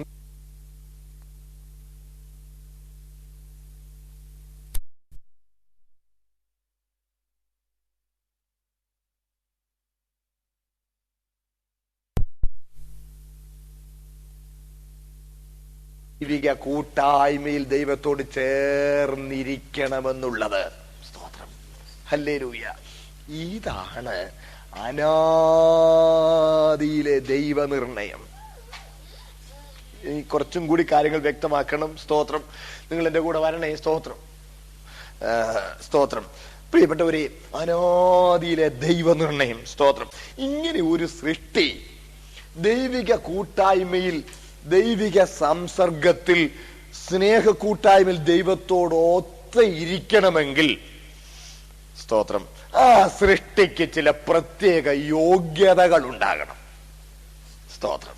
കേൾക്കണേ, നമ്മൾ ആരും വിചാരിക്കരുത് നമ്മൾ വരുംകാല നിത്യതയിൽ സ്വർഗത്തിൽ ചെല്ലുമ്പോൾ കർത്താവ് വന്ന് നമ്മളെ അങ്ങ് സ്വർഗത്തിൽ ചേർത്ത് നമ്മൾ അവിടെ ചെന്ന് കഴിയുമ്പം നമ്മൾ അവിടെ പാട്ടുമൊക്കെ പാടി ഇങ്ങനെ അവിടെ ഇങ്ങനെ ഇരിക്കും എന്ന് നമ്മൾ വിചാരിക്കരുത്. സ്തോത്രം. നമ്മൾ അവിടെ ഏത് നിലയിലായിരിക്കുമെന്നുള്ളത് ദൈവവചനം വ്യക്തമാക്കിയിട്ടുണ്ട്. പലപ്പോഴും നമുക്ക് ഈ ലോകത്തിന്റെ നിലവാരം അനുസരിച്ച് മാത്രമേ നിത്യതയെക്കുറിച്ചും ചിന്തിക്കുവാൻ കഴിയുള്ളൂ എന്നുള്ളത് ഒരു സങ്കടമാണ്. നമ്മൾ പലപ്പോഴും പറഞ്ഞു അവിടെ വിശപ്പില്ല, ദാഹമില്ല, ക്ഷീണമില്ല, അവിടെ പിന്നെ ജീവജല നദിയിൽ നീന്തി തുടിക്കാം, ജീവവൃക്ഷത്തിന്റെ ഫലം ഇഷ്ടം പോലെ തിന്നാം. ഇങ്ങനെ ഇരുന്ന് വെള്ളയൊക്കെ ഇട്ട് ദൈവാലയത്തിൽ നിന്ന് പാട്ടും പാടി ഇങ്ങനെ അങ്ങ് ഇരിക്കുകയാണെന്ന് നമ്മളുടെ വിചാരം. ഞാൻ ഓർക്കുന്നത്, എൻ്റെ ഒരു സ്നേഹിതനുണ്ടായിരുന്നു. അവൻ എന്നോട് പറയും, ഇടതോമായി താൻ പൊക്കോ, ഞാൻ വരുന്നില്ല സ്വർഗത്തിൽ. എന്താ ജീവിതമാണോ അത്? വിശപ്പുമില്ല, ദാഹവും ഇല്ല, ക്ഷീണവും ഇല്ല, ഒന്നുമില്ല. ഇതൊന്ന് വിശക്കണം, വിശന്നിട്ട് വല്ലോ ഒന്ന് കഴിക്കണം, അല്ലെ പിന്നെ എന്നതാ ഒരു സുഖമല്ലേ? നമ്മൾ പലപ്പോഴും നമുക്ക് ഇതൊന്നുമില്ലാത്ത ഇവിടുത്തെ പ്രശ്നങ്ങളൊന്നുമില്ലാത്ത ഒരു സ്ഥലമായിട്ട് മാത്രമേ നമ്മൾ സ്വർഗത്തെ കാണുകയുള്ളൂ. സ്തോത്രം. അവിടെ എങ്ങനെയെങ്കിലും പലരുടെയും ചിന്ത എങ്ങനെയും വലിഞ്ഞു കയറി ഞെളിപിരിവുണ്ടായാലും അങ്ങ് ചെന്ന് കയറി അവിടെ അങ്ങ് കഴിയണം. വല്ല വിധേനെ നരകം ഒഴിഞ്ഞ് ഞെളിഞ്ഞ് പിരിഞ്ഞ് അങ്ങ് ചെന്ന് കയറി അവിടെ ഇരുന്നാ മതി. നോ, സ്വർഗത്തിൽ ദൈവത്തിന് വേണ്ടത് കേൾക്കണേ, ഒരു കൂട്ടം അഭയാർത്ഥികളെ അല്ല. ഒരു കൂട്ടം അഭയാർത്ഥികളായിട്ട് അവിടെ ചെന്ന് കിടക്കാനല്ല ദൈവം നമ്മളെ കുറിച്ച് ആഗ്രഹിക്കുന്നത്. പിന്നെ നമ്മൾ ദൈവത്തോടുള്ള സ്നേഹ കൂട്ടായ്മയിൽ, സ്തോത്രം, ക്രിസ്തയേശുവിൽ കൂട്ടവകാശികളായിരിക്കാനാണ് ദൈവം നമ്മെ കുറിച്ച് ആഗ്രഹിക്കുന്നത്. ഞാൻ പറഞ്ഞ വാക്കൊന്നുകൂടെ പറയട്ടെ. ക്രിസ്തയേശുവിൽ ആരായിരിക്കാനാണ്? കൂട്ടവകാശികളായിരിക്കാനാണ് ദൈവം നമ്മെ കുറിച്ച് ആഗ്രഹിക്കുന്നത്. റോമാലേഖനം 8-ാം അധ്യായം ഒന്ന് എടുത്താട്ട് നിത്യത്തിൽ നമ്മൾ എങ്ങനെ ആയിരിക്കും എന്നുള്ളതിനെ കുറിച്ച് അവിടെ പരിശുദ്ധാത്മ വെളിപ്പെടുത്തിയിരിക്കുകയാണ്. അതിന്റെ 17-ാമത്തെ വാക്യം ഒന്ന് വായിച്ചേ.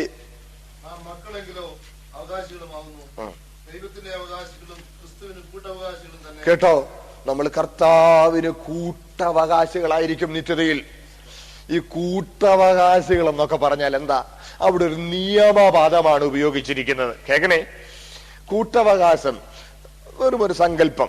എനിക്കും ഇപ്പൊ ഇവിടുത്തെ രാജാനും ഞങ്ങൾക്ക് രണ്ടുപേർക്കും കൂടി വെറും സങ്കല്പം കേട്ടോ, ഒരു 10 ഏക്കർ റബ്ബർ തോട്ടം കൂട്ടവകാശമായി ഉണ്ടെന്ന് സങ്കല്പിക്കുക. കൂട്ടവകാശം എന്ന വ്യവസ്ഥ പ്രകാരം ഉണ്ടെങ്കിൽ 5 ഏക്കർ അദ്ദേഹത്തിന്, 5 ഏക്കർ എന്റെ എന്ന് പറഞ്ഞ് മാറ്റാൻ ഒക്കെയില്ല. അതിൽ നിന്ന് ഞാനൊരു ഇല പറിച്ചാൽ അപ്പൊ രാജാൻ പറയുന്നത് എന്റേതും കൂടെ. ആ ശരി ശരി, എന്നാ ഇതാ പകുതി അങ്ങ് പിടിച്ചു, പകുതി അങ്ങ് കുറിച്ച് കൊടുത്തു. എന്നാ ഇത് എന്റേതല്ലേ? ഓ ബ്രദർ വേണേ എടുത്തോ, പക്ഷെ അത് എന്റേതും കൂടാ. എന്നാ ഇതിന്റെ പകുതി കൂടെ പിടിച്ചോ, പകുതി അങ്ങ് പിടിച്ചു കൊടുത്തു. പിന്നെ അപ്പൊ പകുതി എന്റെ ഇരിക്കുന്നു, അത് എന്റേതും കൂടാ. ഒടുവിൽ അതിനകത്ത് ഒരു തരി എന്റെ കൈ കിട്ടിയാലും ആ തരിയും രണ്ടുപേരുടെയും കൂടെ. മനസ്സിലാവുന്നുണ്ടോ? ഇങ്ങനെ പിരിയാൻ മേലാത്ത ഒരു ബന്ധമാണ് കൂട്ടവകാശം എന്ന് പറയുന്നത്. സ്തോത്രം. നിത്യതയിൽ നമ്മൾ ചെല്ലുമ്പോൾ യേശുക്രിസ്തുവിന് നിത്യതയിൽ എന്തൊക്കെ പദവികളുണ്ടോ ആ പദവികളിലെല്ലാം നമുക്കൊരു പങ്കുണ്ടായിരിക്കും. സ്തോത്രം. നിത്യത്തിൽ നമ്മൾ എങ്ങനെ ആയിരിക്കും എന്നുള്ളതിനെ കുറിച്ച് തിരുവെടുത്ത് വ്യക്തമായ വെളിപ്പാട് നമുക്ക് തരിക. യേശുക്രിസ്തുവിന് നിത്യതയിൽ എന്തൊക്കെ പദവികളുണ്ടോ ആ പദവികളിലെല്ലാം നമുക്കൊരു പങ്ക്. Price the lord. സ്തോത്രം. അതാണ് മണവാളനും മണവാട്ടിയും എന്നുള്ള ബന്ധം സൂചിപ്പിക്കുന്നത്. ഞാൻ ഒന്നുകൂടി വ്യക്തമാക്കി തരാം. നിങ്ങളൊന്ന് സങ്കല്പിച്ച് ഒരു ഉദാഹരണം പറയാം. ഉദാഹരണം പറഞ്ഞാലേ മനസ്സിലാവുള്ളൂ. ഒരു വലിയ സമ്പന്നമായ ഒരു തറവാട്ടിലെ ഏകാവകാശിയായ മകൻ വളരെ പാവപ്പെട്ട ഒരു വീട്ടിലെ വളരെ യോഗ്യവതിയായ ഒരു യുവതിയെ കണ്ടു. അവളെ പരിചയപ്പെട്ടു. വളരെ യോഗ്യവതിയായതുകൊണ്ട് അവൻ അവളെ വളരെ ബോധിച്ചു. അവൻ അവളെ വിവാഹം കഴിച്ച് അവന് വീട്ടിൽ ചെന്നു എന്ന് വിചാരിക്കുക. അവിടെ വീട്ടിൽ കൊണ്ടുവന്നു. അവള് വീട്ടിൽ വന്നപ്പം അവിടെ അമ്മാവി അമ്മ, ഇവന്റെ അമ്മ, വീട്ടമ്മ പുറത്തോട്ടിറങ്ങി വന്നു. എന്താ എടി കൊച്ചെ, എന്തൊക്കെയാ നീ കൊണ്ടുവന്നേ എന്ന് പറഞ്ഞു. ഉടനെ 2 പെട്ടികളാ, ഇത് 2 പെട്ടിയാ. വേലക്കാരനെ വിളിച്ച് ഇത് എടുത്ത് ഈ മുറിക്കകത്തോട്ട് വെച്ചു. മുറിക്കകത്തോട്ട് വെപ്പിച്ചു. എന്നിട്ട് നീ ഇങ്ങോട്ട് കയറി വാ. കയറി വന്നു. ഈ 2 അലമാര, ഇതിനകത്തെ സാധനങ്ങൾ അവൻ നിനക്ക് വേണ്ടി വാങ്ങിച്ചിരിക്കുന്നതാണ്. ഈ മുറി, മനോഹരമായ ഈ മുറി നിനക്ക് ഇവിടെ സർവ്വ സ്വാതന്ത്ര്യമാണ്. ഈ മുറി നിനക്ക് സർവ്വ സ്വാതന്ത്ര്യമാണ്. ഈ മുറിക്ക് പുറത്ത് ഈ വീട്ടിൽ എന്തെങ്കിലും നിനക്ക് വേണമെങ്കിൽ എന്നോട് ചോദിക്കണം. എന്റെ മോൻ ഇവിടെ കാണിക്കുന്ന സ്വാതന്ത്ര്യമൊന്നും നീ ഇവിടെ കാണിച്ചേക്കരുത് എന്ന് ആ അമ്മാവിയമ്മ പറഞ്ഞാൽ കാര്യം നടപ്പാകുമോ? മനസ്സിലാവുന്നുണ്ടേ? അവൾ അവന്റെ മണവാട്ടിയായി ആ വീട്ടിൽ വന്നിരിക്കുകയാണെങ്കിൽ ആ മണവാളനോടൊപ്പം, എന്നാൽ ആ മണവാളന്റെ തൊട്ട് താഴെ, മനസ്സിലായല്ലോ? മണവാളനോടൊപ്പം എന്നാൽ തൊട്ട് താഴെ അവൻ അവിടെയുള്ള സകലത്തിലും അവൾക്കും ഒരു അവകാശമുണ്ട്, അധികാരമുണ്ട്. ഇതുപോലെ തന്നെ, ഞാൻ ഉദാഹരണം പറഞ്ഞതാണ്, ഇതുപോലെ തന്നെ നമ്മൾ യേശുക്രിസ്തുവിന്റെ മണവാട്ടിയായി നിത്യതയിൽ ചേർക്കപ്പെടുമ്പോൾ കർത്താവിന് നിത്യതയിൽ എന്തൊക്കെ പദവികളുണ്ടോ ആ സകല പദവികളിലും നമുക്കൊരു പങ്കുണ്ട്. കർത്താവിനോടൊത്ത്, എന്നാൽ കർത്താവിന് തൊട്ട് താഴെ കർത്താവിൽ നാം സകലത്തിനും അവകാശികളാകുകയാണ്. സ്തോത്രം, ഹല്ലേലൂയ. നിത്യത്തിൽ അങ്ങനെ ഒരു പദവിയിലാണ് നാം സ്വീകരിക്കപ്പെടുവാൻ പോകുന്നത്. സ്തോത്രം. മാത്രമല്ല അവിടെ നമ്മൾ കിരീടങ്ങളൊക്കെ പ്രാപിക്കും. നമുക്കറിയാം, കിരീടം എന്നൊക്കെ പറഞ്ഞാൽ നമുക്ക് പലപ്പോഴും അതിനെ മെറ്റീരിയലായിട്ട് മാത്രമേ വ്യാഖ്യാനിക്കാൻ കഴിയുള്ളൂ എന്നുള്ള വലിയ സങ്കടമാണ്. എപ്പോഴും രത്നം പതിപ്പിച്ച സ്വർണ്ണ തൊപ്പി എന്ന നിലയിൽ മാത്രമേ നമ്മൾ കിരീടത്തെ കാണാറുള്ളൂ. എന്റെ കൂടെ വരണേ. സ്തോത്രം. രത്നം പതിപ്പിച്ച സ്വർണ്ണ തൊപ്പി, 5 കിരീടം വരെ ഒരാളിന് ലഭിക്കാം, കിട്ടും കേട്ടോ. 5 കിരീടം കിട്ടും എന്ന് പറഞ്ഞാൽ 5 കിരീടം ഒരാളിന് കിട്ടിയ 5ഉം കൂടെ എങ്ങനെ വെച്ചുകൊണ്ട് നടക്കുന്നത്? ഒന്നിനു വേണ്ടി ഒന്നായിട്ട് കൊണ്ട് നടക്കുമ്പോൾ അമ്മങ്കുണം തുള്ളൽ പോലൊക്കെ ഇങ്ങനെ കൊണ്ട് നടക്കാൻ നോക്കും. എങ്ങനെയായിരിക്കും ഇത്? അതോ അവിടെ എല്ലാവർക്കും ഓരോ ലോക്കറൊക്കെ കിട്ടുമോ വെച്ച് പൂട്ടിക്കൊണ്ട് നടക്കാനായിട്ട്? എങ്ങനെയായിരിക്കും? നമ്മൾ പലപ്പോഴും മെറ്റീരിയലായിട്ട് ചിന്തിക്കുള്ളൂ. അതാ ഈ പ്രശ്നമല്ല. സഹോദരങ്ങളെ, വേദപുസ്തകം പഠിപ്പിക്കുന്നത് കിരീടമെന്ന് പറയുമ്പോൾ തേജസ്. സ്തോത്രം. അതാണ് തിരുവെഴുത്ത് പറയുന്നു, തേജസ്സിന്മേൽ തേജസ് പ്രാപിച്ച്, തേജസ്സിന്മേൽ തേജസ് പ്രാപിച്ച് അതേ പ്രതിമയായി രൂപാന്തരപ്പെടുകയാണ്. സ്തോത്രം, ഹല്ലേലൂയ. നമ്മൾ പ്രാപിക്കാൻ പോകുന്ന കിരീടങ്ങൾ എന്ന് പറഞ്ഞാൽ തേജസ്സാണ്. സ്തോത്രം. Layer upon layer of divine glory. സ്തോത്രം. അതാണ് തേജസിന്റെ നിത്യ ഘനം. ഹല്ലേലൂയ. അത് നമ്മൾ പ്രാപിക്കാൻ പോവുകയാണ്. നമ്മളൊന്ന് ഓർത്ത് നോക്കി, തേജസിന്റെ നിത്യ ഘനമൊക്കെ പ്രാപിച്ച് ഇങ്ങനെ ക്രിസ്തയേശുവിൽ കൂട്ടവകാശിയായി ഒക്കെ ഇങ്ങനെ നമ്മൾ നിത്യത്തിൽ കഴിയുകയാണ്. അങ്ങനെ കഴിയുമ്പോൾ കേൾക്കണേ, സ്തോത്രം, അങ്ങനെ നമ്മൾ നിത്യതയിൽ കഴിയുമ്പോൾ വെറും സങ്കല്പം, വെറും ഒരു സങ്കല്പമാണ്. ഞാന് ഇത് 26ാമത്തെ വർഷമാണ് പൂർണ്ണ സമയം സുവിശേഷ വേലയ്ക്ക് വേണ്ടി ഇറങ്ങിയിട്ട്. ഇതിനിടയിൽ അനേക ദൈവമക്കൾ കർത്താവിനെ സ്വീകരിക്കുന്ന കാണാൻ അവസരം ഉണ്ടായിട്ടുണ്ട്. ബൈബിൾ സ്കൂളിലൊക്കെ പഠിപ്പിക്കാനായിട്ട് ദൈവം എനിക്ക് അവസരം തരുന്നുണ്ട്. അതുകൊണ്ട് അനേക സഹോദരന്മാർ കർത്താവിന്റെ വേലയ്ക്ക് വേണ്ടി അവരെ ഒരുക്കുന്ന ശുശ്രൂഷ ദൈവം മഹാഭാഗ്യമായി തന്നിട്ടുണ്ട്. ഞാൻ വേദപുസ്തകം പഠിപ്പിച്ച് വേലയ്ക്ക് വേണ്ടി ഒരുക്കിയ സഹോദരങ്ങൾ സങ്കല്പിക്കുക, അവര് ചുരുങ്ങിയ ഒരു കാലഘട്ടം മാത്രം സുവിശേഷ വേലയൊക്കെ ചെയ്തു. അവരും അങ്ങ് നിത്യത വരും, ഞാനും അങ്ങ് നിത്യത ചെല്ലും. ഞാൻ ദീർഘവർഷങ്ങൾ കർത്താവിന്റെ വേല ചെയ്തു, അവർ ചുരുങ്ങിയൊരു കാലം കർത്താവിന്റെ വേല ചെയ്തു. അവിടെ പ്രതിഫലങ്ങൾ തേജസ്സും ഒക്കെ കൊടുക്കുമ്പോൾ അവർക്ക് എന്നേക്കാൾ കൂടുതൽ പ്രതിഫലം കിട്ടുകയാണെങ്കിൽ എനിക്ക്, എന്നാലും മനസ്സിലായില്ലേ, ഇത്രയും നാള് കൂടുതൽ കർത്താവിന് വേണ്ടി പ്രവർത്തിച്ച് എനിക്ക് കുറവാണല്ലോ എന്ന ഒരു ചിന്ത എന്റെ മനസ്സിൽ വന്നാൽ, കേൾക്കുന്നുണ്ടേ, സ്തോത്രം, നിത്യതയുടെ ഏതെങ്കിലും ഒരു സന്ദർഭത്തിൽ ആ ഒരു അപകർഷതാബോധം പണ്ട് ലൂസിഫറിനുണ്ടായ ഒരു കുഴപ്പം എന്നിൽ ഉണ്ടാക്കാൻ സാധ്യതയില്ലേ? എല്ലാരും എന്റെ കൂടെ ഉണ്ടല്ലോ, ഉണ്ടാവില്ലേ? എന്റെ കൂടെ ഉണ്ടല്ലോ എല്ലാരും. ലൂസിഫറിനുണ്ടായ കുഴപ്പം നിത്യയിൽ ചെല്ലുന്ന ദൈവമക്കളിൽ ആർക്കെങ്കിലും ഉണ്ടാകാൻ സാധ്യതയുണ്ടോ? ഓർക്കുമില്ല. എന്തുകൊണ്ടാണെന്നറിയാമോ? കേൾക്കണേ, എന്തുകൊണ്ടാണെന്നറിയാമോ? സമ്പൂർണ്ണ യുഗത്തിലാണ് നാം ചേർക്കപ്പെടാൻ പോകുന്നത്. എന്തുകൊണ്ടെന്ന് ചോദിച്ചാൽ, സ്വയം ഉയരാൻ ശ്രമിച്ചാൽ, സ്തോത്രം, നമുക്ക് എന്താണ് വരാൻ പോകുന്നതെന്നുള്ളത് മറ്റുള്ളവരുടെ അനുഭവം കൊണ്ടും സ്വന്തം അനുഭവം കൊണ്ടും ഇന്ന് നമുക്ക് ബോധ്യമായിരിക്കുക. മനസ്സിലായില്ലേ? സ്തോത്രം. ലൂസിഫർ സ്വയം ഉയരാൻ ശ്രമിച്ചുകൊണ്ട് അവൻ എന്ത് ഫലമുണ്ടായി എന്നും, ആദാം സ്വയം ഉയരാൻ ശ്രമിച്ചത് കൊണ്ട് അവൻ എന്ത് സംഭവിച്ചെന്നും അതിന്റെ പരിണിത ഫലം എന്താണെന്നുള്ള നമ്മളും പാപത്തിന്റെ ആ അവസ്ഥയിലൂടെ കടന്നുപോയത് കൊണ്ട് നമ്മളും അനുഭവത്തിൽ നിന്ന് അനുഭവിച്ചവരാകയാൽ സ്തോത്രം, ഒരിക്കലും നിത്യതയിൽ അങ്ങനെയുള്ളൊരു കുഴപ്പം നമുക്ക് ഉണ്ടാകയില്ല. സ്തോത്രം. അപ്പോൾ ശ്രദ്ധിക്കണേ, നിത്യതയിൽ ദൈവ കൂട്ടായ്മയിൽ ദൈവത്തോട് ചേർന്നിരിക്കുന്ന ഒരു മണവാട്ടി എന്ന നിലയിൽ നമ്മൾ നിത്യതയിലായിരിക്കുമ്പോൾ ഒരിക്കലും വീഴ്ച സംഭവിക്കാതെ, ഒരിക്കലും പിന്നെ പരാജയപ്പെടാതെ, പണ്ട് ലൂസിഫറിനുണ്ടായ കുഴപ്പമുണ്ടാകാതെ, സമ്പൂർണ്ണ യുഗത്തിൽ ഒരിക്കലും വീഴ്ച വരാതെ തുടരണമെങ്കിൽ സ്തോത്രം, നമുക്ക് ചില തിരിച്ചറിവുകൾ ഉണ്ടാകണം. മനസ്സിലാവുന്നുണ്ടോ? നമുക്ക് എന്തോ ഉണ്ടാകണം? ചില തിരിച്ചറിവുകൾ. ഒന്നാമതുണ്ടാകേണ്ട തിരിച്ചറിവ് നമ്മൾ ആരാണെന്ന്. രണ്ടാമതുണ്ടാകേണ്ട തിരിച്ചറിവ് ദൈവം ആരാണെന്ന്.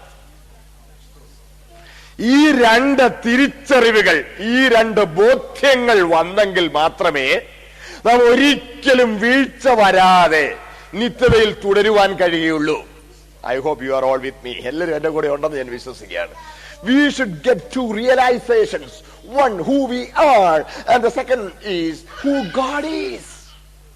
നമ്മൾ ആരാണെന്നും ദൈവം ആരാണെന്നും തിരിച്ചറിഞ്ഞവരാണെങ്കിൽ ഒരിക്കലും പിന്നെ വീഴ്ച സംഭവിക്കയില്ല. സ്തോത്രം. ഈ രണ്ട് തിരിച്ചറിവുകൾ, ഒന്ന് നമ്മുടെ ബലഹീനതയും, രണ്ട് ദൈവത്തിന്റെ വല്ലഭത്വവും. Praise the Lord. സ്തോത്രം.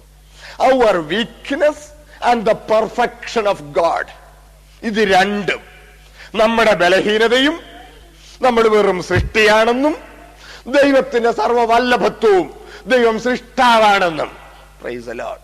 ഈ രണ്ട് തിരിച്ചറിവുകളും ഉണ്ടായ ഒരു സൃഷ്ടിക്ക് മാത്രമേ ദൈവ കൂട്ടായ്മയിൽ വീഴ്ച സംഭവിക്കാതെ നിത്യതയോളം തുടരുവാൻ കഴിയുള്ളൂ.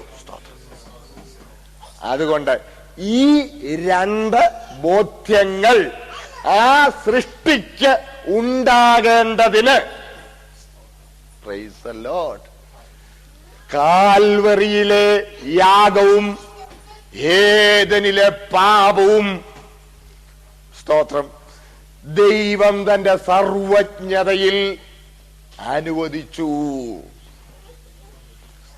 എന്റെ കൂടെ ഉണ്ടാകണേ, ഞാൻ ഒന്നുകൂടി വ്യക്തമാക്കാം. സ്തോത്രം. ഞാൻ കഴിഞ്ഞ ദിവസം നിങ്ങളോട് ചോദിച്ചായിരുന്നല്ലോ, ഏദനിൽ ആദം ഹവമാര് പാപം ചെയ്തത് ദൈവത്തിനൊരു ഇരുട്ടടിയായിരുന്നോ? ഇരുട്ടടി എന്ന് പറഞ്ഞാൽ unexpected blow. I think I asked you and you gave me the answer that it was not. അല്ലേ? അതൊരിക്കലും ദൈവത്തിനൊരു അപ്രതീക്ഷിതമായ പ്രഹരമായ അമ്പടാ ഇവന്മാര് പാപം ചെയ്ത് കളഞ്ഞിലൂടെ, അങ്ങനെ ദൈവത്തിന് ഇവിടെ ഇവനെയൊക്കെ നല്ല അടുത്തിട്ട് ചൂട് ഇവനൊക്കെ ഇതാണല്ലോടാ ഒപ്പിച്ചത്. അങ്ങനെ ദൈവത്തിന് was it a surprise to God? God has no surprises. No, God never can have a surprise because he sees all things, even the very end, from the very beginning. He is omniscient, all knowing. സ്തോത്രം. അവൻ സർവജ്ഞാനി ആയതിനാൽ ഒന്നും ദൈവത്തിന് അജ്ഞാതം അല്ല. സ്തോത്രം. അതുകൊണ്ട് ദൈവത്തിന് surprises ഇല്ല. എല്ലാരും എന്റെ കൂടെ ഉണ്ടോ? സ്തോത്രം. അതും ദൈവത്തിന്റെ കാര്യപരിപാടിയിൽപ്പെട്ടതായിരുന്നു. കാരണം എന്ത്?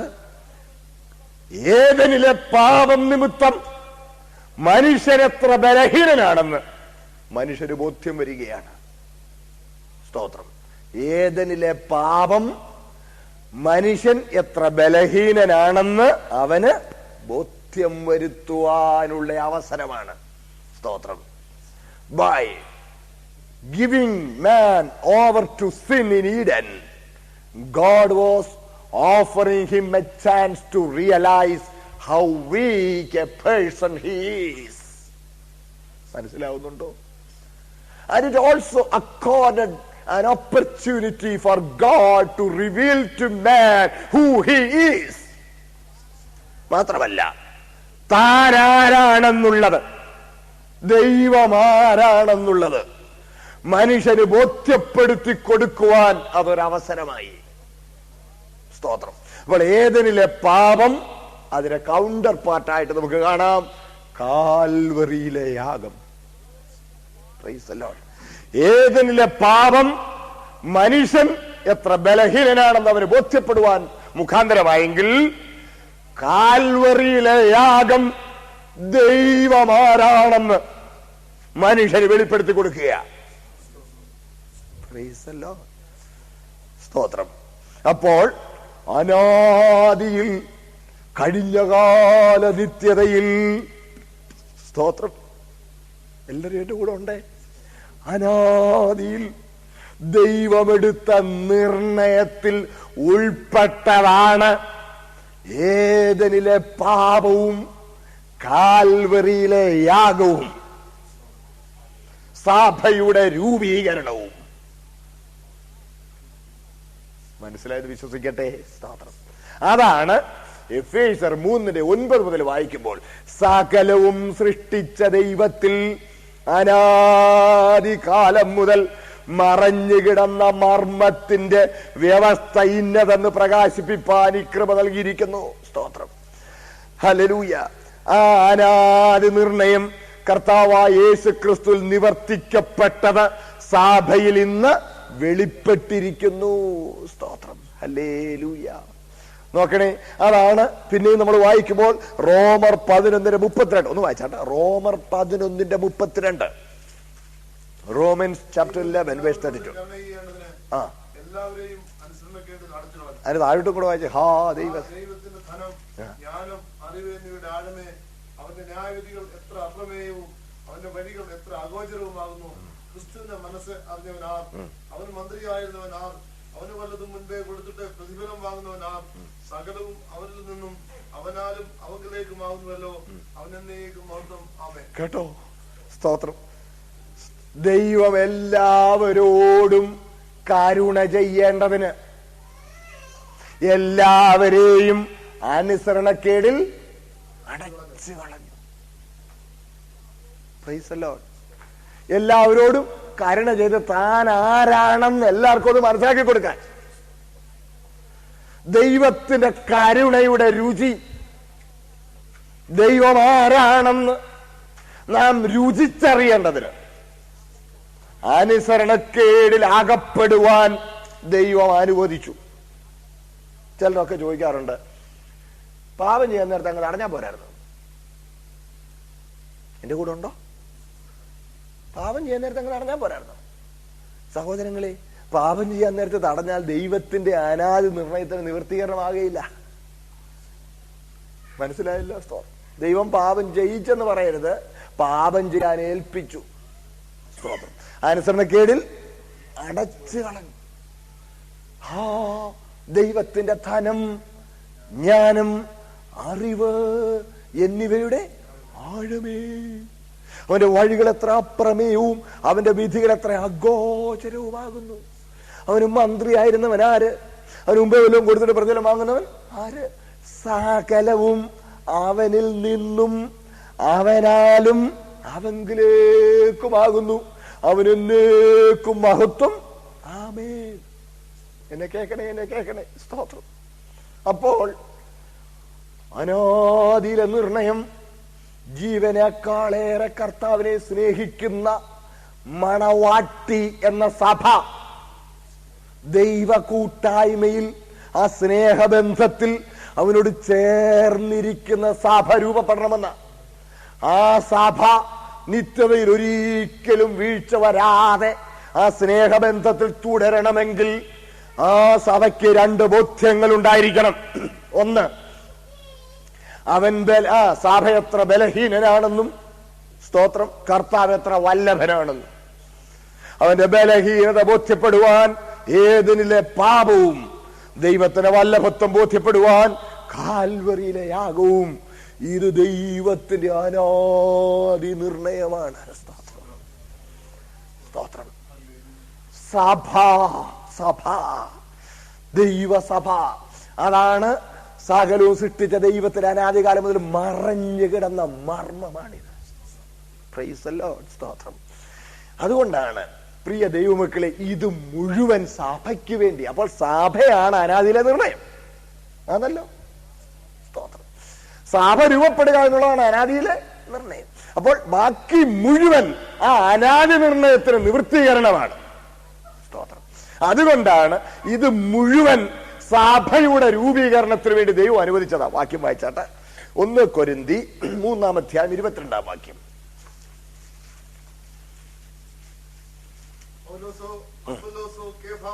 ലോകമോ ജീവനോ മരണമോ ഇപ്പോഴുള്ളതോ വരുവാനുള്ളതോ സകലവും നിങ്ങൾക്കുള്ളത്. നിങ്ങളോ ക്രിസ്തുവിനുള്ളവർ, ക്രിസ്തു ദൈവത്തിനുള്ളവൻ. കേട്ടോ?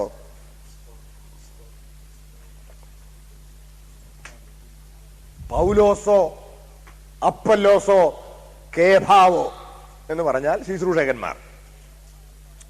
അപ്പസ്തോലനായാലും ഇടയനായാലും ഉപദേഷ്ടാവായാലും പ്രവാചകനായാലും സുവിശേഷകനായാലും ആരായാലും, പൗലോസോ അപ്പല്ലോസോ കേഭാവോ, ഇവരാരായാലും നിങ്ങൾക്കുള്ളതാണ്. തീർന്നില്ല. അടുത്തതെന്താ? ജീവനോ.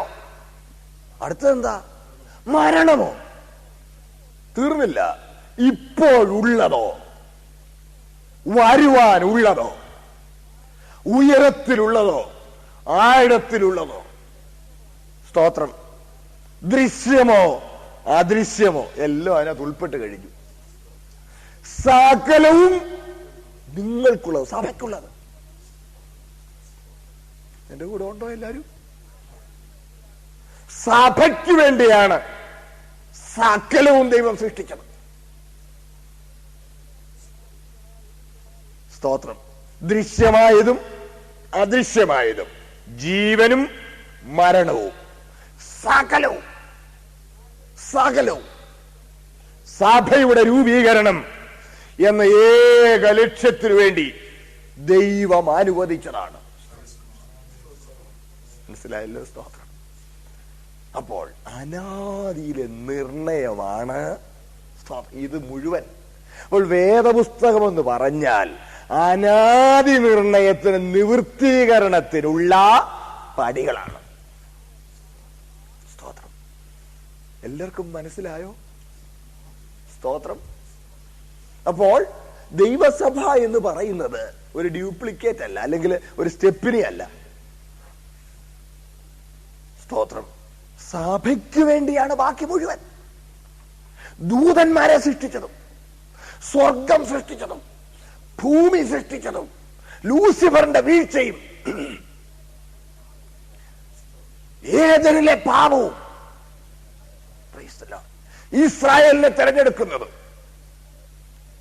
പ്രവാചകന്മാരെ നിയമിക്കുന്നതും ഇസ്രായേലിന്റെ പരാജയവും യേശുക്രിസ്തുവിന്റെ ജനനവും അവിടുത്തെ ശുശ്രൂഷയും അവിടുത്തെ പ്രായശ്ചിത്ത മരണവും അടക്കവും ഉയിർപ്പും, സ്തോത്രം, പരിശുദ്ധാത്മാവിന്റെ വരവും ബാക്കി മുഴുവൻ ഇതെല്ലാം എന്തിനു വേണ്ടിയാ? സഭ. സഭ സഭ ദൈവസഭയുടെ രൂപീകരണം. ഇനി സഭ എന്ന് പറഞ്ഞാലോ ഇന്ന് കാണുന്ന ഏതെങ്കിലും സംഘടന എന്ന് വിചാരിക്കരുത്. സഭ ആരാ? ജീവനേക്കാളേറെ കർത്താവിനെ സ്നേഹിക്കുന്നവരാ സഭ. സ്തോത്രം. ബാക്കി ഒന്ന് വായിച്ചേരെ. ലൂക്കോസ് 14-ാം അധ്യായം 25, 26, 27 വാക്യം. Luke chapter 14 verses 25, 26 and 27 please. ഏറിയ പുരുഷാരം അവനോടുകൂടെ പോകുമ്പോൾ അവൻ തിരിഞ്ഞ് അവരോട് പറഞ്ഞത്, എന്റെ അടുക്കൽ വരികയും അപ്പനെയും അമ്മയെയും ഭാര്യയെയും മക്കളെയും സഹോദരന്മാരെയും സഹോദരികളെയും സ്വന്തം ജീവനെയും കൂടെ പയക്കാതിരിക്കുകയും ചെയ്യുന്നവന് എന്റെ ശിഷ്യനായിരിക്കാൻ കഴിയുകയില്ല. കേട്ടോ കേട്ടോ എന്തോ ഈ പറയുന്നു? ഏറിയ പുരുഷാരം യേശുവിനോട് പോവുകയാണ്.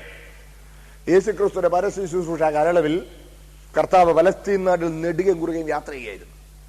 Jesus did not set up an institution and remain there calling everybody to come to him and get blessings. No, Jesus didn't do that.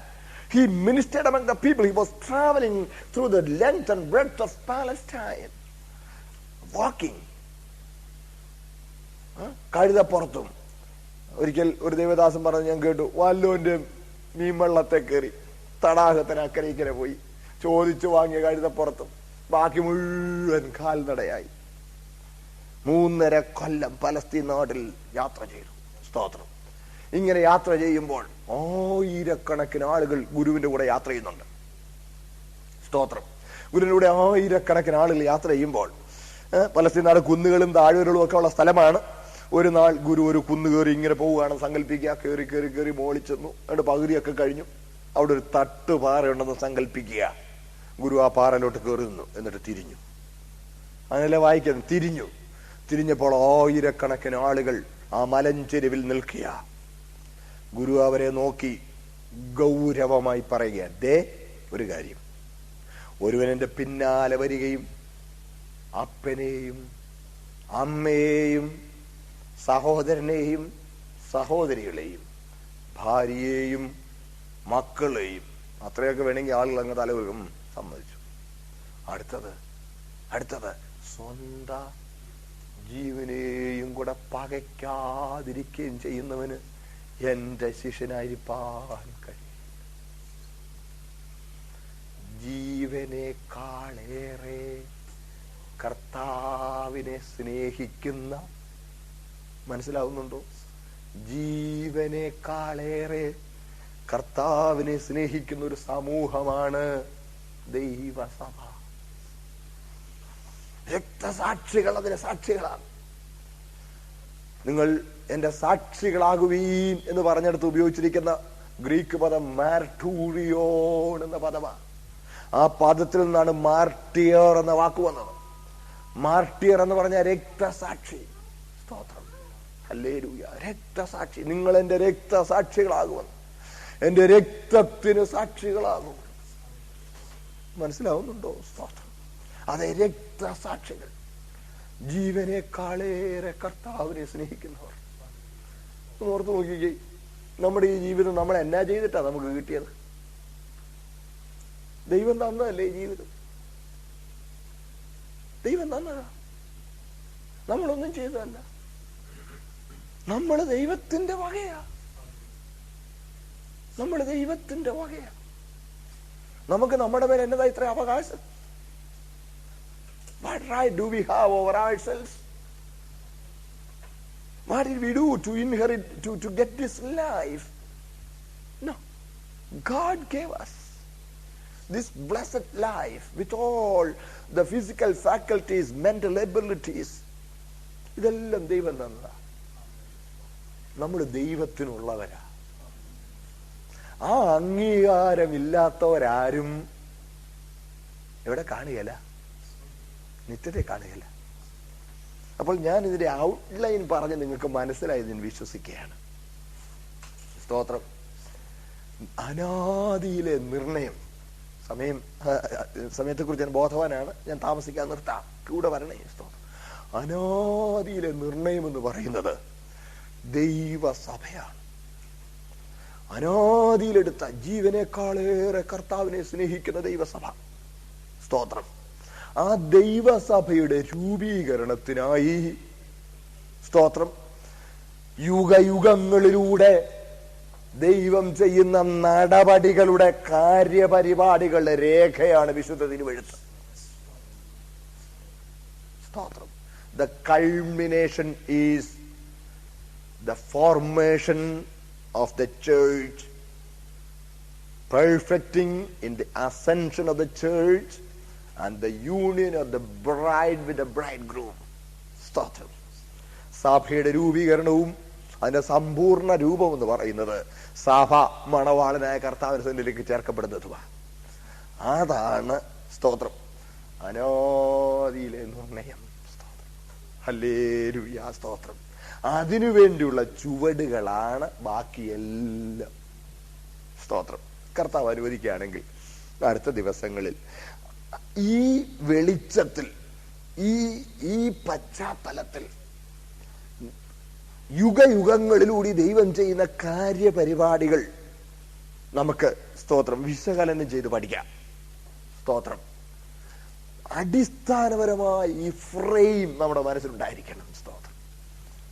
അപ്പോൾ ഇതെല്ലാം സർവജ്ഞാനിയായ ദൈവത്തിന്റെ തിരുഹൃദയത്തിൽ അനാദിയിൽ തന്നെ നിർണയിച്ചതാ. ഏദനിലെ പാപവും കാൽവറിയിലെ യാഗവും ഇതെല്ലാം സ്തോത്രം. ഇത് മുഴുവൻ ദൈവത്തിന്റെ ജ്ഞാനത്തിൽ ദൈവം രൂപപ്പെടുത്തിയതാണ്. അതിൽ നമുക്കും ഒരു പങ്ക് ദൈവം തന്നു എന്നുള്ളത് എത്രയോ ഭാഗ്യകരമാണ്. എന്റെ സഹോദരങ്ങളെ സ്തോത്രം. ഒത്തിരി പേര് ഒത്തിരി കാര്യങ്ങൾ ചോദിക്കും. അവർ ചോദിക്കുന്നേ, ഇതൊക്കെ ഏത് ദൈവം ഇങ്ങനെ ദൈവം ഉണ്ടെങ്കിൽ ദൈവത്തിന് ഇതന്നെ അങ്ങ് തടഞ്ഞാൽ പോരായിരുന്നു അന്ന്. അടുത്ത് ചോദിക്കും, ഇതൊക്കെ എന്നൊക്കെയാ കാണിക്കുന്നത്? ഇതൊന്നും മനസ്സിലാകുന്നില്ല. ഇത് പലരും പറയാറുണ്ട്. സ്തോത്രം. പ്രിയപ്പെട്ടവരെ, ഈ വേദപുസ്തകത്തിലെ എല്ലാ വിഷയങ്ങളും വ്യക്തമായി കിട്ടാനുള്ള താക്കോലാണ് ഞാനിപ്പം നിങ്ങളോട് പറഞ്ഞിരിക്കുന്നത് ഈ കാര്യം. അടുത്ത ദിവസങ്ങളിൽ നമുക്കിതിന്റെ ഓരോ ചുവടായിട്ട് നമുക്ക് കൂടുതൽ വിശദീകരണമായി നമുക്ക് പഠിക്കാം. സ്തോത്രം.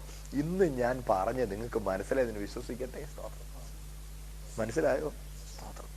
അങ്ങനെയെങ്കിൽ ദൈവം നമുക്കിതിലൊരു പങ്ക് തന്നിരിക്കേ, നമുക്ക് ദൈവം ഈ വെളിപ്പാട് തന്നിരിക്കേ, ജീവനേക്കാളേറെ കർത്താവിനെ സ്നേഹിക്കാൻ നമ്മൾ നമ്മളെ തന്നെ ദൈവസന്നിധിയിൽ ഒന്ന് സമർപ്പിച്ചു കൊടുത്തിട്ടുണ്ടോ?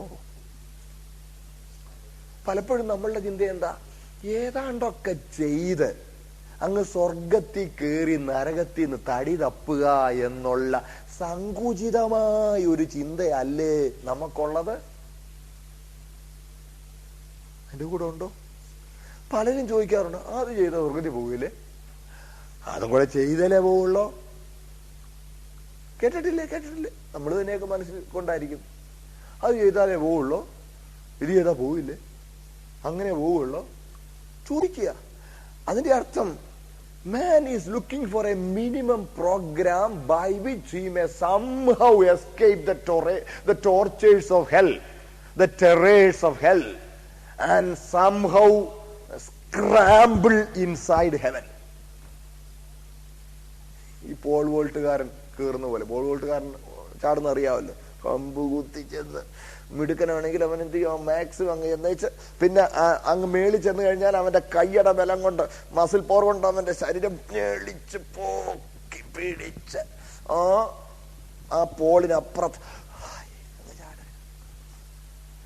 ഞെളിപിരി കൊണ്ട് എന്ന് പറഞ്ഞ പോലെ മിനിമം പരിപാടി എന്തൊക്കെയാന്ന് അത് ചെയ്ത് ഞാൻ എങ്ങനെയും എന്ത് ചെയ്യണം? സ്വർഗത്തിൽ കയറണം. നിങ്ങൾ എന്റെ കൂടെ ഉണ്ടോ? നിങ്ങൾ ആ ഒരു ചിന്തയിലാണെങ്കിൽ ഇന്ന് ദയവ് ചെയ്ത് അതിനോടൊന്ന് യാത്ര പറഞ്ഞേ ചാട്ടാ. കർത്താവേ, നിത്യത മുഴുവൻ ഞാൻ അവിടുത്തെ മണവാട്ടിയായി തുടരുവാനാണ് അവിടുന്ന് എന്നെ കുറിച്ച് ആഗ്രഹിക്കാൻ ഞാൻ അറിയുന്നു. ഞാൻ മുമ്പേ നിങ്ങളോട് പറഞ്ഞല്ലോ, സ്വർഗത്തിലൊരു കൂട്ടം അഭയാർത്ഥികളെ അല്ല ദൈവത്തിന് വേണ്ടത്, ഒരു മണവാട്ടിയാണ് വേണ്ടത്. അഭയാർത്ഥികൾ എന്ന് പറഞ്ഞാൽ വെള്ളത്തിൽ മുങ്ങി ചാകാൻ തുടങ്ങുന്ന നേരത്ത് കോസ്റ്റ് ഗാർഡ് എന്ന് രക്ഷപ്പെടുത്തി കൊണ്ടുവന്നു. വേറെ നാട്ടുകാരാ ഇവിടെ കയറി ഒരു ക്യാമ്പ് അടിച്ച് ഇവിടെ ഇരുന്നു, അവിടെ ഇച്ചിരി വെള്ളവും വല്ലപ്പോഴും ഒരു അപ്പവും ഒക്കെ കൊടുത്ത് ഏതായാലും കടലിൽ നിന്ന് നീയൊക്കെ നരകത്തിൽ നിന്ന് കഷ്ടിച്ചത് അടി തപ്പി സ്വർഗത്തിൽ കയറി എങ്ങനെയും അള്ളി പിടിച്ചവിടെ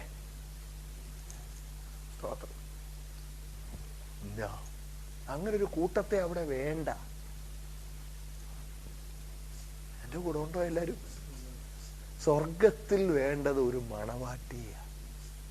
എനിക്ക് ഒരു കാര്യം കൂടെ പറഞ്ഞോട്ടെ, ഈ സ്വർഗീയമായ യാഥാർത്ഥ്യങ്ങളൊക്കെ നമ്മൾ മനസ്സിലാക്കാൻ വേണ്ടി അതിന്റെ നിഴലായിട്ടാണ് ദൈവം ഭൂമിയിൽ അനേക ബന്ധങ്ങൾ വെച്ചിരിക്കുന്നത്. നിങ്ങൾ എന്റെ കൂടെ ഉണ്ടോ? ഇതിനെല്ലാം ഈ സ്വർഗീയമായതിന്റെ നിഴലായിട്ടാണ് ഇന്ന് ഭൂമിയിൽ പല കാര്യങ്ങൾ. മണവാളനും മണവാട്ടിയും എന്ന് പറയുന്ന ബന്ധം എന്ത് ഹൃദ്യമാ അല്ലേ? അപ്പനെയും അമ്മയെയും വിട്ട് ഭാര്യയോട് പറ്റിച്ചു. പെണ്ണാണേലോ സ്വജനത്തെ പിതൃഭവനത്തെ മറന്ന് സ്തോത്രം ഭർത്താവിനോട് മണവാളനോട് പറ്റിച്ചേരുകയാണ്. ഇതുപോലെ ബാക്കിയെല്ലാം രണ്ടാം സ്ഥാനത്താകുന്ന സ്തോത്രം. ഒരവസ്ഥയിൽ കർത്താവിനോട് പറ്റിച്ചേരുവാൻ നമ്മൾ നമ്മളെ സമർപ്പിച്ചിട്ടുണ്ടോ? സ്തോത്രം. ഇല്ലെങ്കിൽ ഇന്ന് രാത്രി സ്തോത്രം, ഞാൻ ഇനി അടുത്ത ഭാഗത്തോട്ട് പോയാൽ സമയം വളരെ പോകും, ഞാൻ എൻ്റെ വാക്ക് ഉപസംഹരിക്കട്ടെ. സ്തോത്രം. ഇന്ന് രാത്രി ദൈവം നമ്മെ അതിനെ സഹായിക്കട്ടെ. അപ്പോൾ അനാദിയിലെ ദൈവനിർണയം, ആ ദൈവനിർണയത്തിൽ നമുക്കും ദൈവം ഒരു പങ്ക് തന്നു എന്നുള്ളത് സ്തോത്രം ഒരു ഭാഗ്യമായി നിങ്ങൾ കണക്കാക്കുന്നുണ്ടോ? സ്തോത്രം. എനിക്ക് വേണ്ടി ദൈവം എന്നതൊന്ന് മാറി ദൈവത്തിനു വേണ്ടി ഞാൻ, അങ്ങനെയൊന്ന് പറയാമോ? പലപ്പോഴും നമ്മൾ ദൈവത്തെ പിൻപറ്റുന്നത് നമ്മുടെ ഇവിടുത്തെ കാര്യമൊക്കെ നന്നായി നടക്കാൻ വേണ്ടി മാത്രം. അതൊക്കെ ദൈവം ചെയ്തു കേട്ടോ. നമ്മൾ നമ്മളെ ദൈവത്തിനും കൊടുത്തു കഴിഞ്ഞാൽ ബാക്കി എല്ലാ കാര്യവും ദൈവം കൈകാര്യം ചെയ്തു.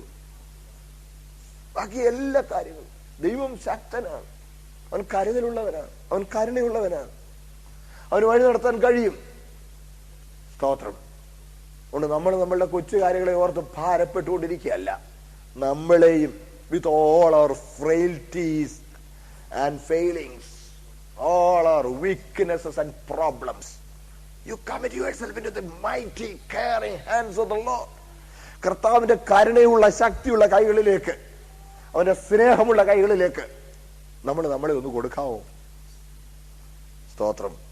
ദൈവം നമ്മെ അത്ഭുതകരമായി പരിപാലിക്കാൻ നമുക്ക് കാണാൻ കഴിയും. സ്തോത്രം.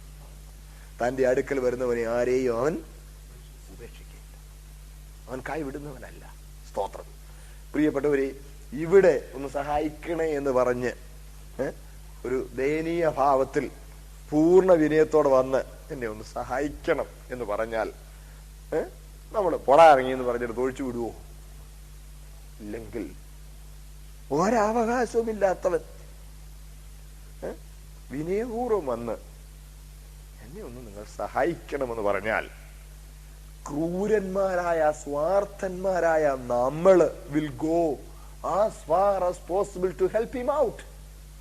If so, അങ്ങനെങ്കിൽ അവന്റെ സ്വരൂപത്തിലും അവന്റെ സാദൃശ്യത്തിലും സൃഷ്ടിക്കപ്പെട്ട് അവന്റെ വകയായ നമ്മളുടെ സ്വയത്തിന്റെയും സ്വാർത്ഥതയുടെയും മത്സരത്തിന്റെയും ഭാവം മാറ്റി, ഞാൻ വരുന്ന കർത്താവേ, ഞാൻ നിനക്കുള്ളവനാണെന്ന് ഞാൻ അംഗീകരിക്കുന്നു.